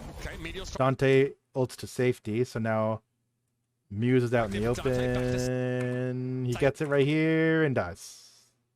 If Muse is spamming Q, he probably gets it, but that's close. Yeah, he had it. Didn't have a chance to use it though, or chose not to either way. The Defiant maybe just feel they're far enough ahead here that. But how does Lastro die? Oh, he's just getting. Oh wait, Lastro? What's going on here, bud? Does he get booped or something? Where's Choron? Getting taken out so fast. Yeah, he's having a stinker so far, Matt. Getting shut down pretty consistently by Muse. Okay, Meteor strike there for Dante. Back to safety. No, he just. I don't get it. I don't get it. Yeah, he had it. Didn't have a chance to use it though, or chose not to either way. The Defiant maybe just feel they're far enough ahead that was here a really good punch. You know, they can just pick up the bottom, resume what they were doing earlier on. Pelican returns, duplicates, and slept. Doesn't matter. The fight's been won by his team. Yeah, I don't know, man. He looked like he had that primal for a bit. Could have maybe popped that and stayed alive. You had so here's the thing. Spawn, but maybe you feel like you got Houston has 4. Houston's already set up. This is good. Leaving 1 person on cart. All the other 4 set up. Go set up and get ready for the fight. Fight's probably going to happen near the stairs or at the corner. No, you've accepted with 3 or 4 fights in a row. That was.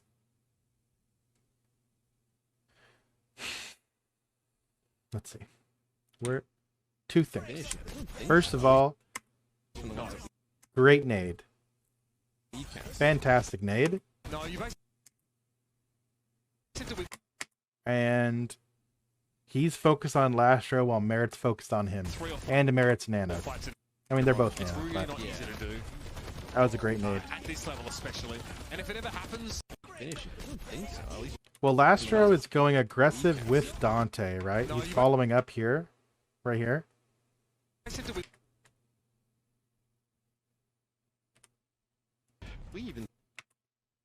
seems Where's see Lastro's going with Dante. And then Iris and Merritt are playing together. a push map be finished yet. I don't think so, at least from the ones that we've casted. No, you basically have to win 3 or 4 fights in a row. It's really not easy to do. At this level especially. And if it ever happens, you know it's been an absolute blowout.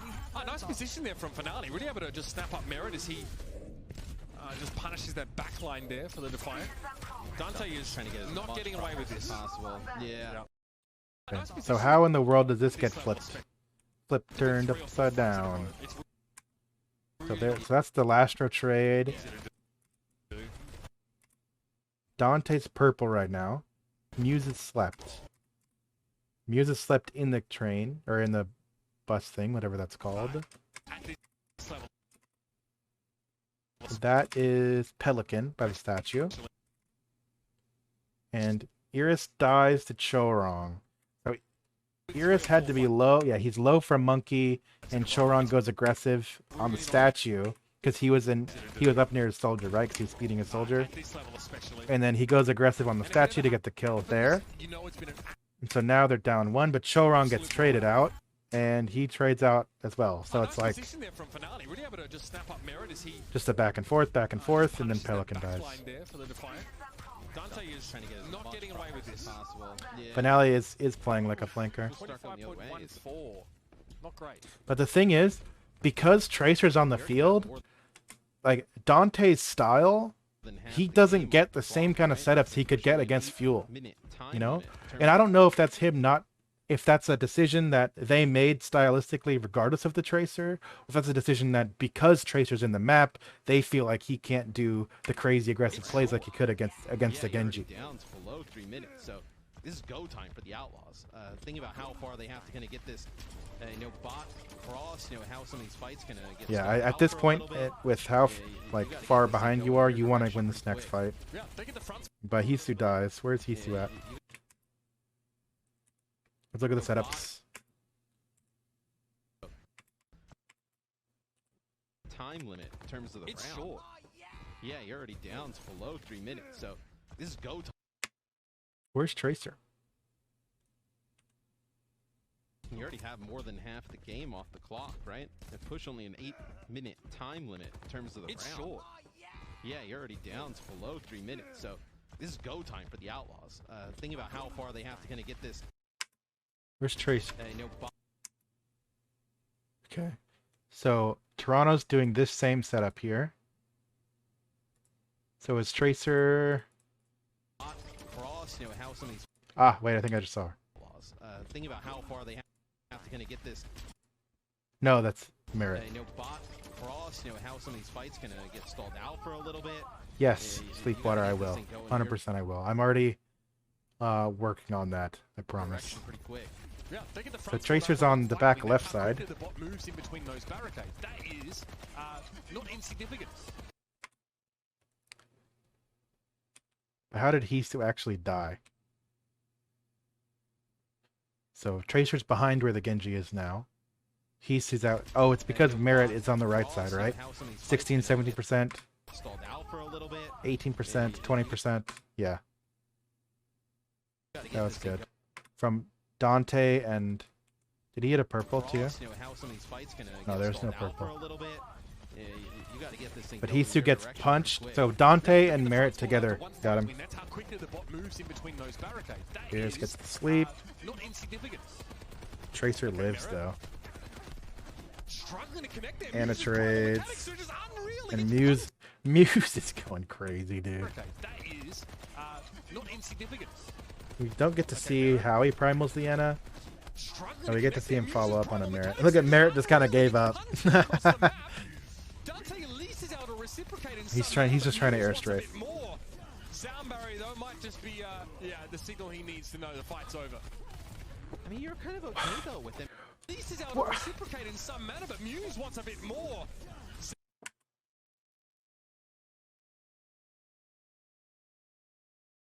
It's just another weird sound barrier, you know? Am I crazy?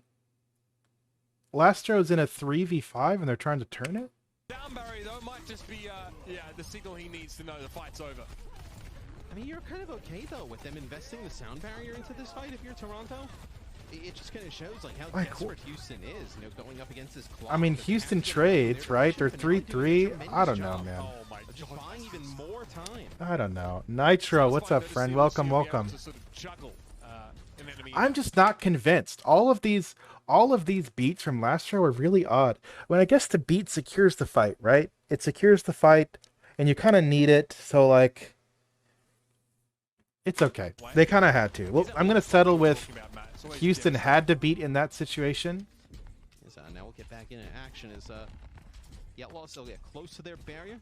Now they'll start pushing. Maybe he had to secure it just to get the robot pushing, but they can't take the next fight because they're going to be slow to regroup compared to Toronto. So he has to back off.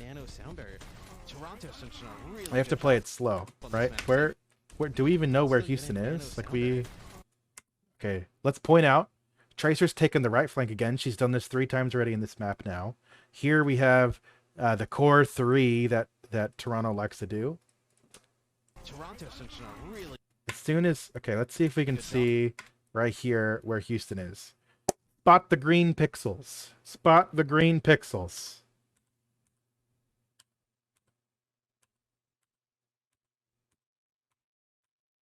This map, cycling their Okay, they're flanking. 1, 2, 3. Where's Iris? Where's Iris?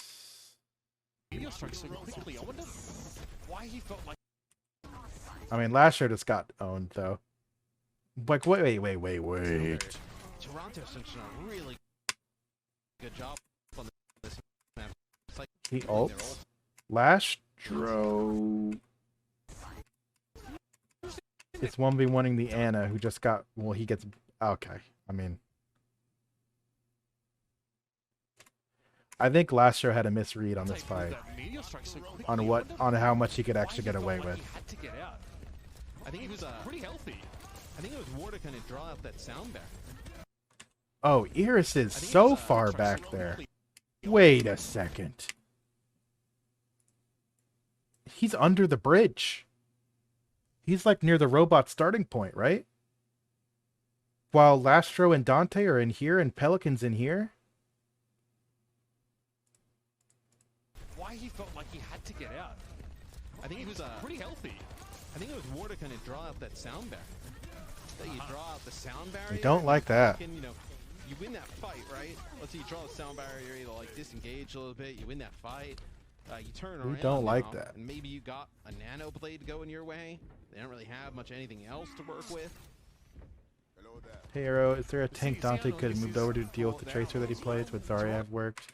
I don't think Zarya would have worked. I mean, it's a if you play Zarya, you're playing a way different style, you know, and it's a style that Houston at least hasn't shown. If they can do it, you know, maybe, I don't know. That's a tough question. I don't think that him playing Zarya is meaningful, to be honest. Houston is kind of forced to stay on Doom at this point. The Zarya is like,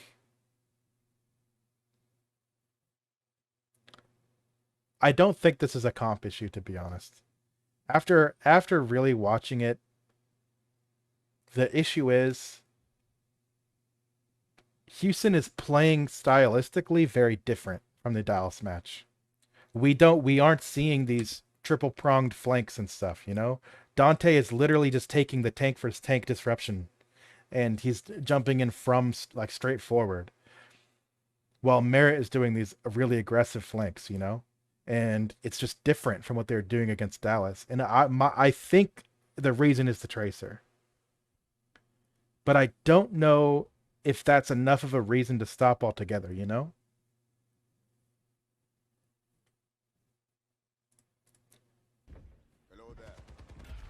You'd rather have a Mercy if you're Outlaws. The speed for your Ana is still too important. Even though Lastra's kind of had some really weird beats, and the last 2 major fights he died in, both of them he had really awkward positioning. Really awkward positioning. You had Hisu on a little bit of a flank too. But here, Toronto only cares about it's like staggering the fight out.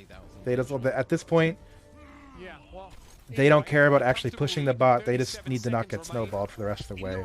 But I don't think Zarya is enough. You can fight around this corner. Yeah. I'm not sure what the actual answer is yet. I don't know what the answer is to Tracer if you're Dante. I mean, because if you're playing Monkey, you can go. You don't have to do wild flanks, right? But do they have anyone that can even play Monkey? It's not even funny. Remember, when the Outlaws, if the Outlaws get that next checkpoint, they have to wait for the bot to get past the ball. Hey, there's Blade. Hold on. What the hell is going on here? Remember, We have. So this is another one of those situations. Tracer gets the mark onto Merit. So like Houston's doing this wild thing that Merit was normally not the one doing. You know? In the Dallas match, Merit was not the one doing these flanks. Right? They have everyone over here. And then Merit's over here. They are so far ahead, Matt. It's not even funny. Remember, when the So with Merit doing a flank like this tells me that the blade can work, but like Houston needs to get value from Merit on the side flank. What in the world? I really wish we had a replay viewer, man. I don't understand. All right, spot the pixels. Spot the pixels. 2 greens, a green. This is a Lucio. This looks like an Ana.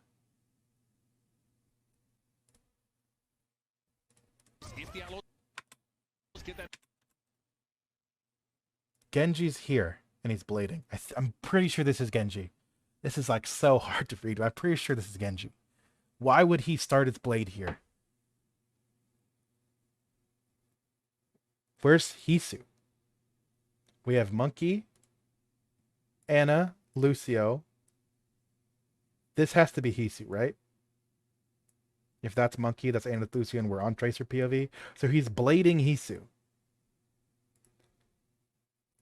Checkpoint, they have to wait for the bot to get past the... And he gets booped by Choron. That's what it looks like. And then he tacks after. And Finale wins the 1v1 versus Merit. And so now they don't have that side pressure. And Finale kills Iris now, or Iris. Where is Finale at? Oh, here. How does he kill? Wait.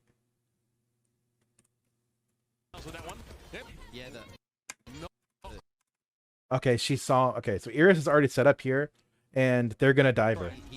That's really good. That's a really good call.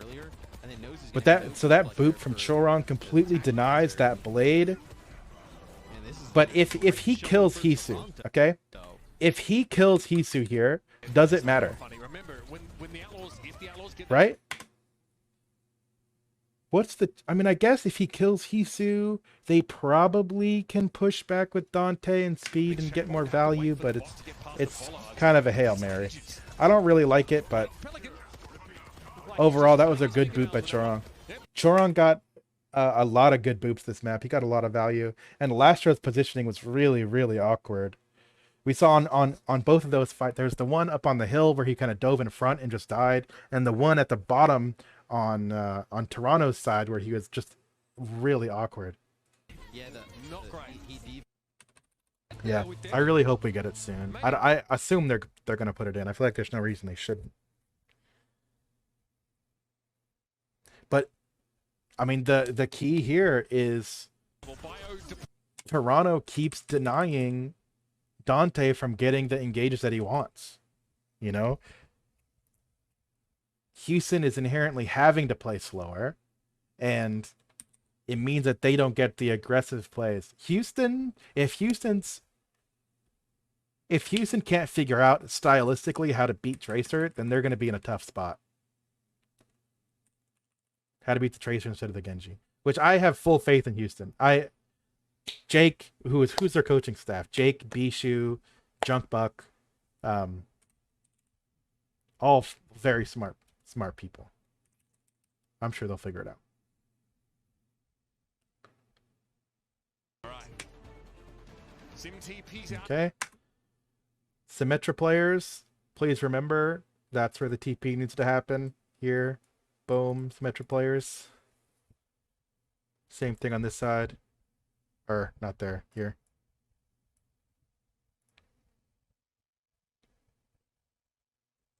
Yeah.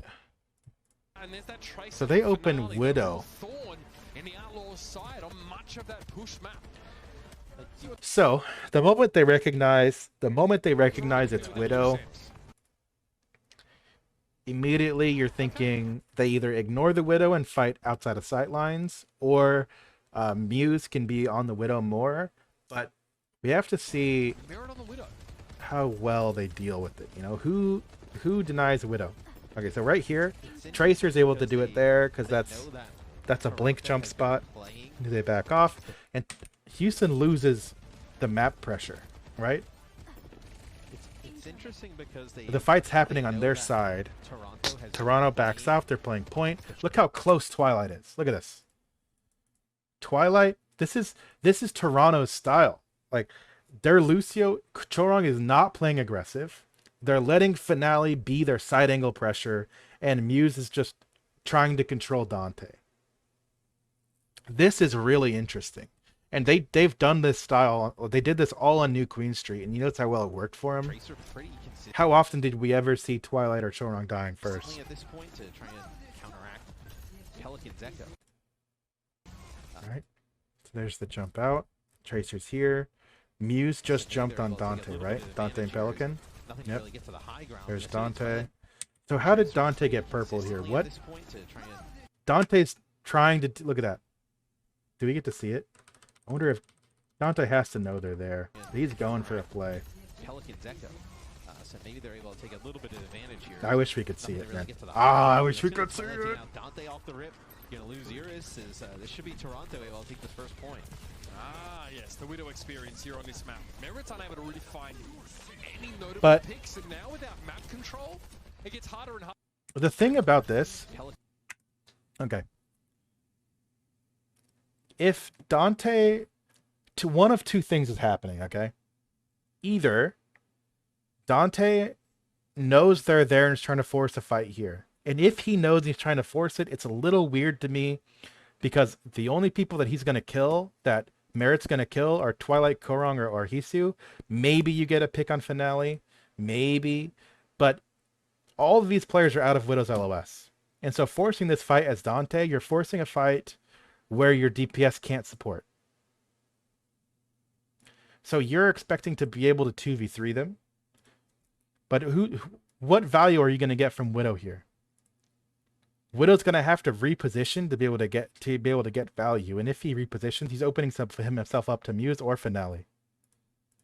So maybe they're able to take the other option is Dante didn't know they were there, and he's just trying to set up. But that doesn't really make sense because Pelican's already there. I don't know. This. So maybe they're able to take a little bit of advantage here. This isn't necessarily like, I'm not saying it's Dante's fault. This could be Merit not following up on Dante. If Dante's calling that and Merit needs to get himself in position to support that, that's one thing. Like it could be a lot of things. That's the reason why that happens. But it means that your Widow's not getting any value, and they need to go swap this. Here we go.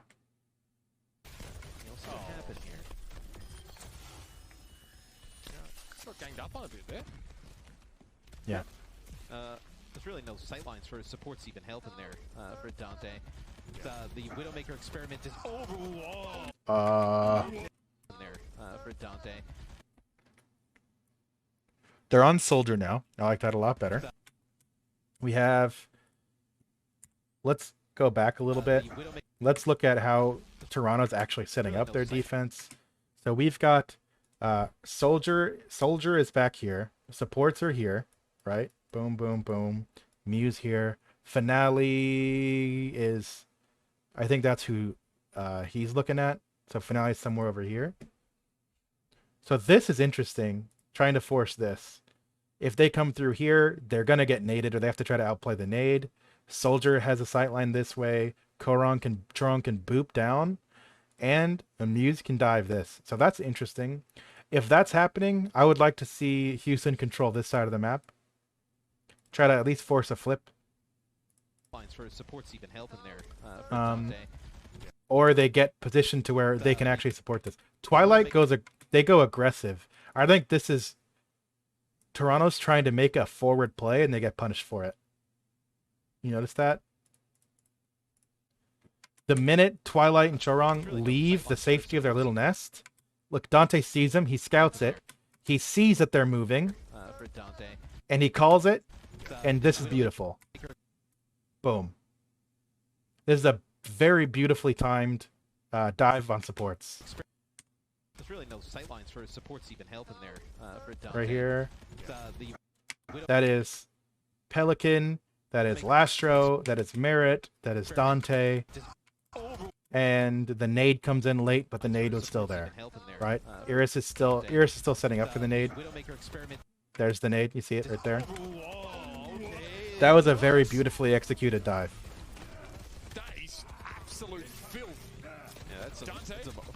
Those kind of see in situations where Dante can get set up for a dive, like look how clean this is. How can Houston needs to figure out how they can enable this more often against Tracer. That's what you need to figure out. If you can replicate this, then Houston is going to be unstoppable. But the thing is,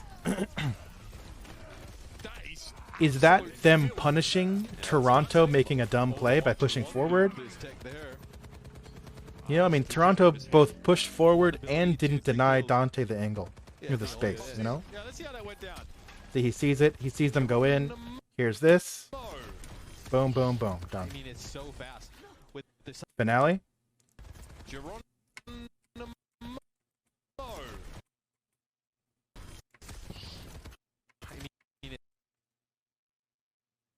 Finale's back here.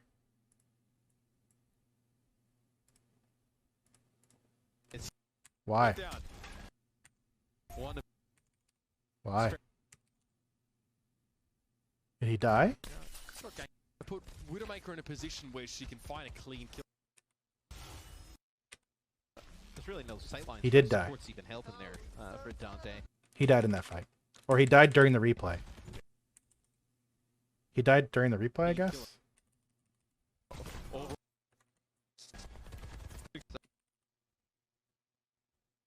Either way, he was running back. Okay, now we need to see how Outlaws sets up. Let's compare. Let's compare. Houston supports are currently here. We have Iris and Merit. Dante's here. We don't know where Pelican is. Well, is that Lastro? That's Lastro. We don't know where Pelican is. Pelican's on the right side, or is that them moving forward?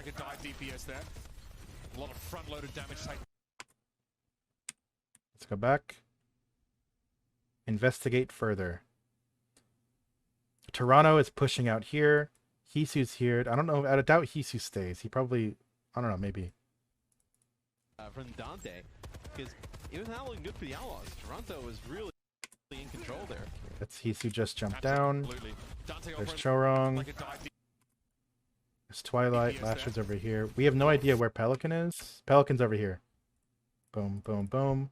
Lasher's over here. Dante's obviously the one on the camera.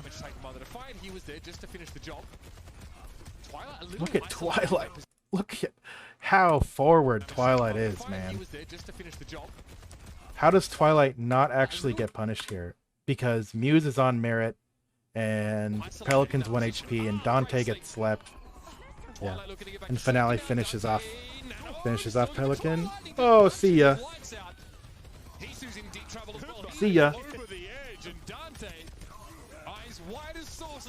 But he lost both his supports.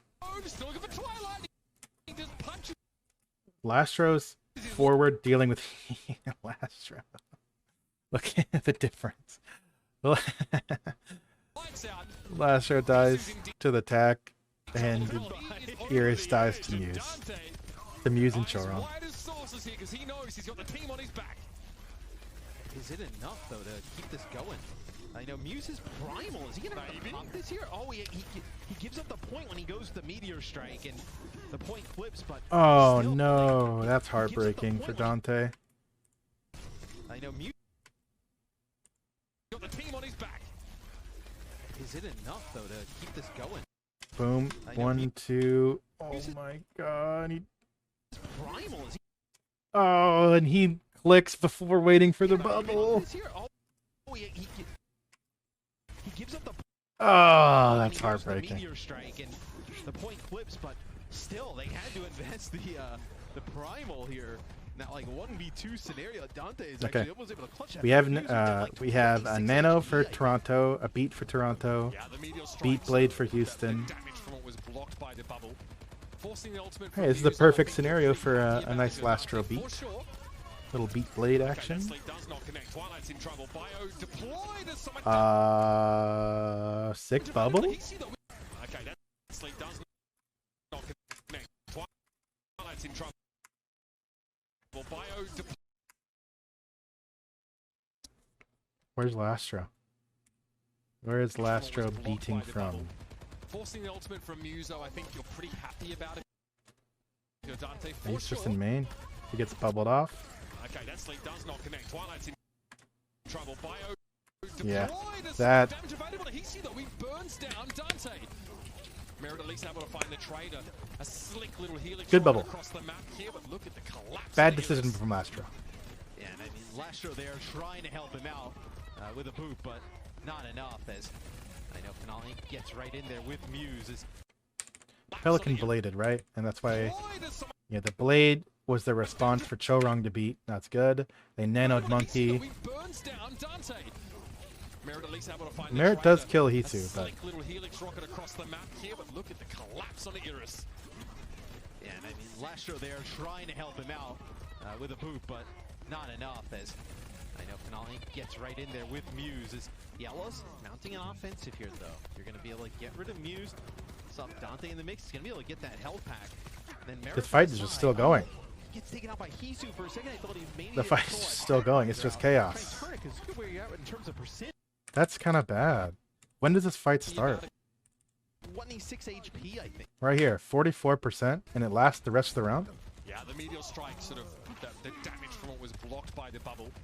Forcing the ultimate from Muso, I think you're pretty happy about it, Dante, for sure. Okay, that sleep does not connect. Twilight's in trouble. Bio deployed as someone damage available to Hisi, though. He burns down Dante. Dante dies At at least able to 60. find the trader. A slick little helix They're rocket up across the map 1. here, but look at the collapse on the They're Iris. even. Yeah, and I mean Lastro there trying to help him out. With Now the they're boot, down. but not enough. As I know Finale Dante's gets right back, in there so with they're Muse. even. As the Outlaws mounting an offensive Okay. here, though. You're going to be able to get rid of Muse. Stop Dante in the mix. He's going to be able to get that health pack. Then Merit And then they just aren't paying attention to the respawns. Oh, gets taken out by Hisu for a second. I thought he maybe pull an attack visor out. Try and turn it, because look where you're Aren't at in paying terms of attention to percentage. respawns. You know, 85 and counting here for the Defiant. He doesn't expect the taxi to be there. I mean, you know how quickly Hisu can get back into the fight. We talked about how fast the soldier is, then Ana Lucio speed boost. Okay. Let's look. After they lose Merit, they slow down and regroup. They're going to go for one last touch. Let's look at the setup for Toronto. They're doing their normal setup. They're going aggressive with Ana. There's the stick. The stick on Iris basically seals it. And the flank doesn't really matter. It's interesting. When Dante can get set up, I mean they roll, you know. But Dante can't always get set up. Been on point today. So, Toronto 1 round away from taking this series. As Pelican looks like potentially. Genji, but only the two final and the Outlaws want to go. We saw him play just an Okay, everyone, let's see. Look at your neighborhood TPs. Symmetra players, keep this in mind. This is to be your best optimal TP out of spawn. DPS players. To the Atlanta Rain last year, it's just not something the Outlaws want to go for. Pelican, though, Okay. really quiet so far on this map. Only the So this is interesting. They don't have Hisu on the high ground, their sports. They have standard Spork. Here, I assume he's going to go up high ground, so this is probably going to be another Spork. It's just slightly different spork. 2 final blows. Merit slightly better at 4, but really the Outlaws DPS need to be set up for success here to even up this map. And I feel like the Outlaws need to play their Look at what you can do with Echo, man. For success here to Being able to have this whole thing. 3. even up this map. Hisu's still at point side. Twilight play their drops. comp perfectly, especially. And Chorong is aggressive in mid. Look at that. And I feel like the Outlaws need to play. Chorong's here. Hisu's here. Dante and Pelican were looking for a Twilight kill. He drops, and now it's with Hisu. So they're here, and now they're here. Play their comp perfectly, especially. And now they have to look for another dive. Who are they going to go for? With the Hisu has rotated all the way around to Outlaw's side. Twilight's on point. It's interesting. Chorong is being aggressive on this. 76.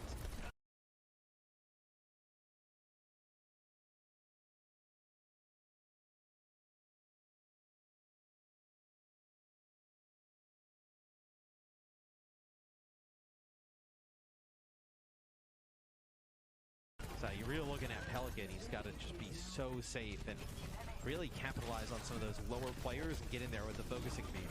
There's that burst. Like That's that. what you're looking for. Capitalize on some of those lower players and get in there with the focusing beam.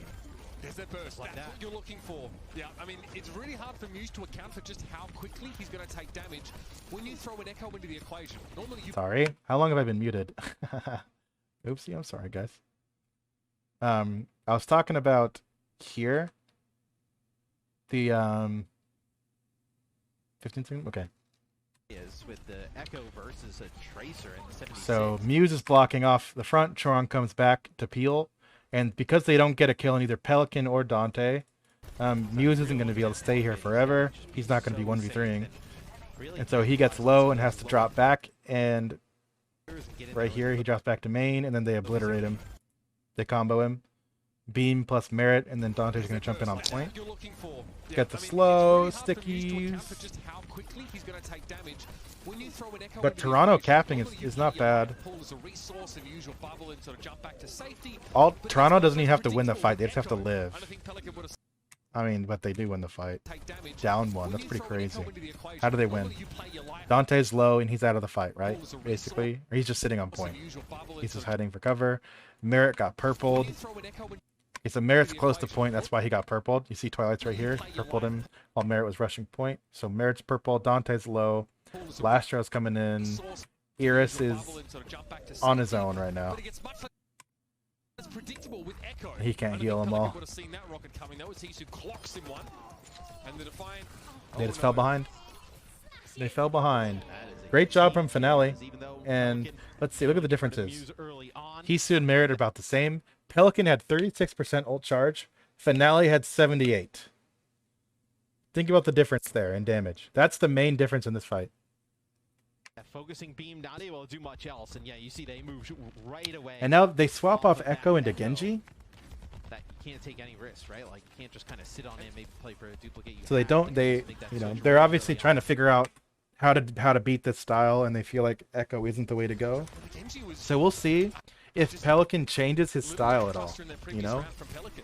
He has to take this bull by the horns, and you know how the rest goes. I think what this means is they're going to try to ignore Muse. They're going to try to ignore Muse. Look, either. Where is Pelican at? Who is that? Is that Jake? Jake or not Jake? Sorry, Dante and Pelican are in, right here. Iris here, Lastro here. Iris, a lot of pressure on him. Lastro doing everything he can to keep them off. And Merit's down here. Dante does get a trade kill onto Hisu. Where's Hisu? Iris, a lot of pressure on him. Look, Chorong is in, man. What I'm noticing from Chorong is he likes to go in and have like a little bit of impact on the front fight, and then immediately go back to support, just like this. See? Like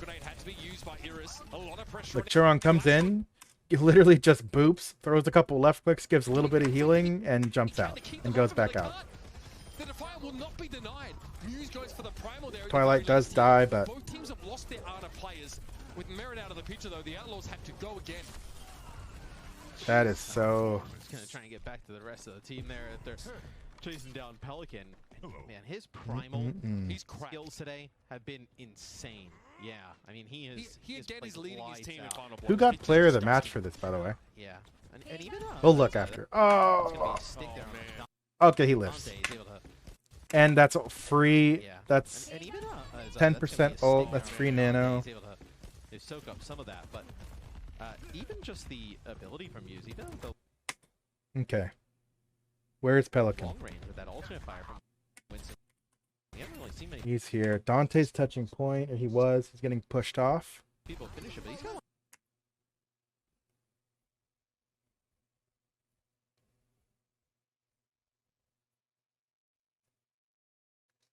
Why am I staring at a beat when I paused it to look at something else? Like a few kills off of that today. Where's Lastro? Who's he looking for? Unclear at the moment. He's just going to go for the tactical visor, though. Lastro disintegrates under that level of scrutiny. Merit goes for his later on, and he actually loses out. He's just rips him limb from limb. Scrutiny clear at the moment. He's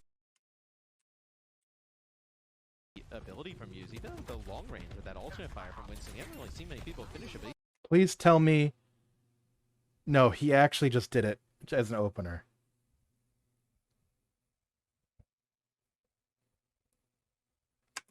he's got like a few kills off of that today. Where's Lastro? Who's he looking for? Hey, look. They used beat. Let's wait a second and then nano attack. Unclear at the moment. He's just going to go for the tactical visor, though. Lastro disintegrates under that level of scrutiny. Merit goes for his later on, and he actually...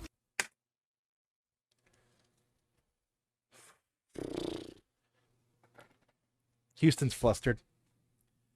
Houston's flustered. This is just silly. But this is a good decision from Hisu.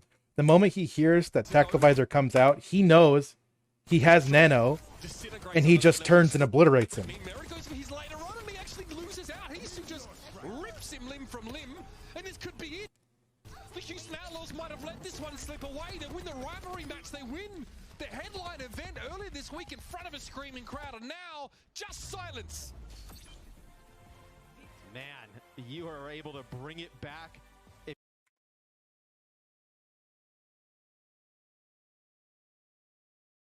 Toronto did a really good job of denying those setups to Houston. And you could tell, by the end in Ilios, they're trying anything to make it work. I really hope Houston's style is so good when they can get their setups, you know? When Dante has the ability to go where he wants and set up for a slam and people can follow up on it and everything. And Iris didn't have as good of a game as he did, you know, against Dallas. So this is curious.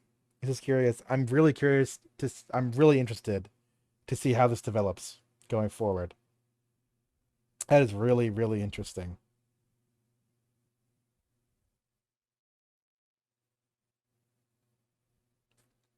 Really, really, really interesting.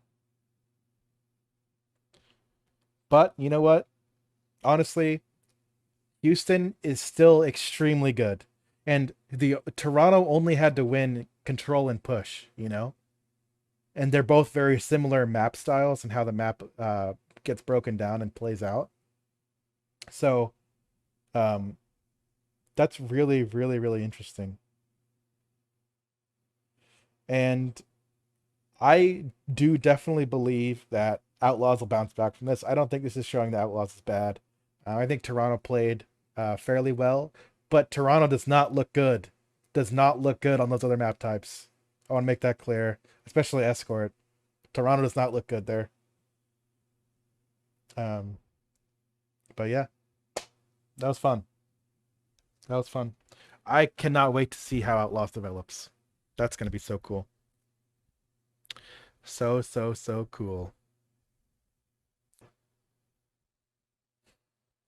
Overall, some of the things that stood out, number one, Lastro's beats felt really weird. You know, it felt really, really, really weird. They were really trying to force opening beats and aggressive beats. You know, to I assume the only things I can think of is, you know, they want to keep that style, that really fast-paced style, and beat potentially enables that when you're opening with it. I don't really like it though. I don't like it though. And they Merritt was flanking way, way, way more than last time. And you notice HOU wasn't. You know, Finale was doing the wide flanks. Pelican was doing some wide flanks, but Merritt wide flanking more is odd. And Muse played really well. There's multiple fights where Muse actually carried with primals. Actually carried. And Twilight and Chorong were really, really aggressive with their positioning in a lot of situations. They weren't playing the Anna in Africa while everyone else is, you know, up front. So it's really interesting. We need to see how Toronto develops against. We need to see Toronto in a meta to meta fight, right? We need to see them fight a different style to see if they're actually good. I mean, they played Washington and they lost to Washington. Like Toronto also lost, or they won control and then lost the next three against Washington, right? So they're 0-2 on hybrids and escorts, and that is a concern for Toronto that needs to get cleared up. But it is a very positive note to be good at push and control, because if you win on one map on push and two maps on control, you win the series. So Houston, I think this looked a little different. And we need to see which Houston is the real Houston, you know? Does Houston need a main support, or is Lasher good enough? I think Lasher's good enough. I think he's fine. It's just like Kobe said, it's definitely by design, the beat, and they're trying to use it to force situations where you win with just beat. And that beat as a solo ult is not something that's new or bad, or not, you know, necessarily always bad. But I just don't like it the way they're using it. And I think that Houston can get more value elsewhere, you know? But when Houston gets those neutral fights, they own. But if they don't get their setups, you know, they kind of flounder. That's exactly what they did to Dallas, which is more exaggerated in the match versus Dallas. In the match versus Dallas, way more exaggerated. Thanks for watching this video. Don't forget, hit that like button, hit that subscribe button so you can be up to date on when the next video drops. Peace.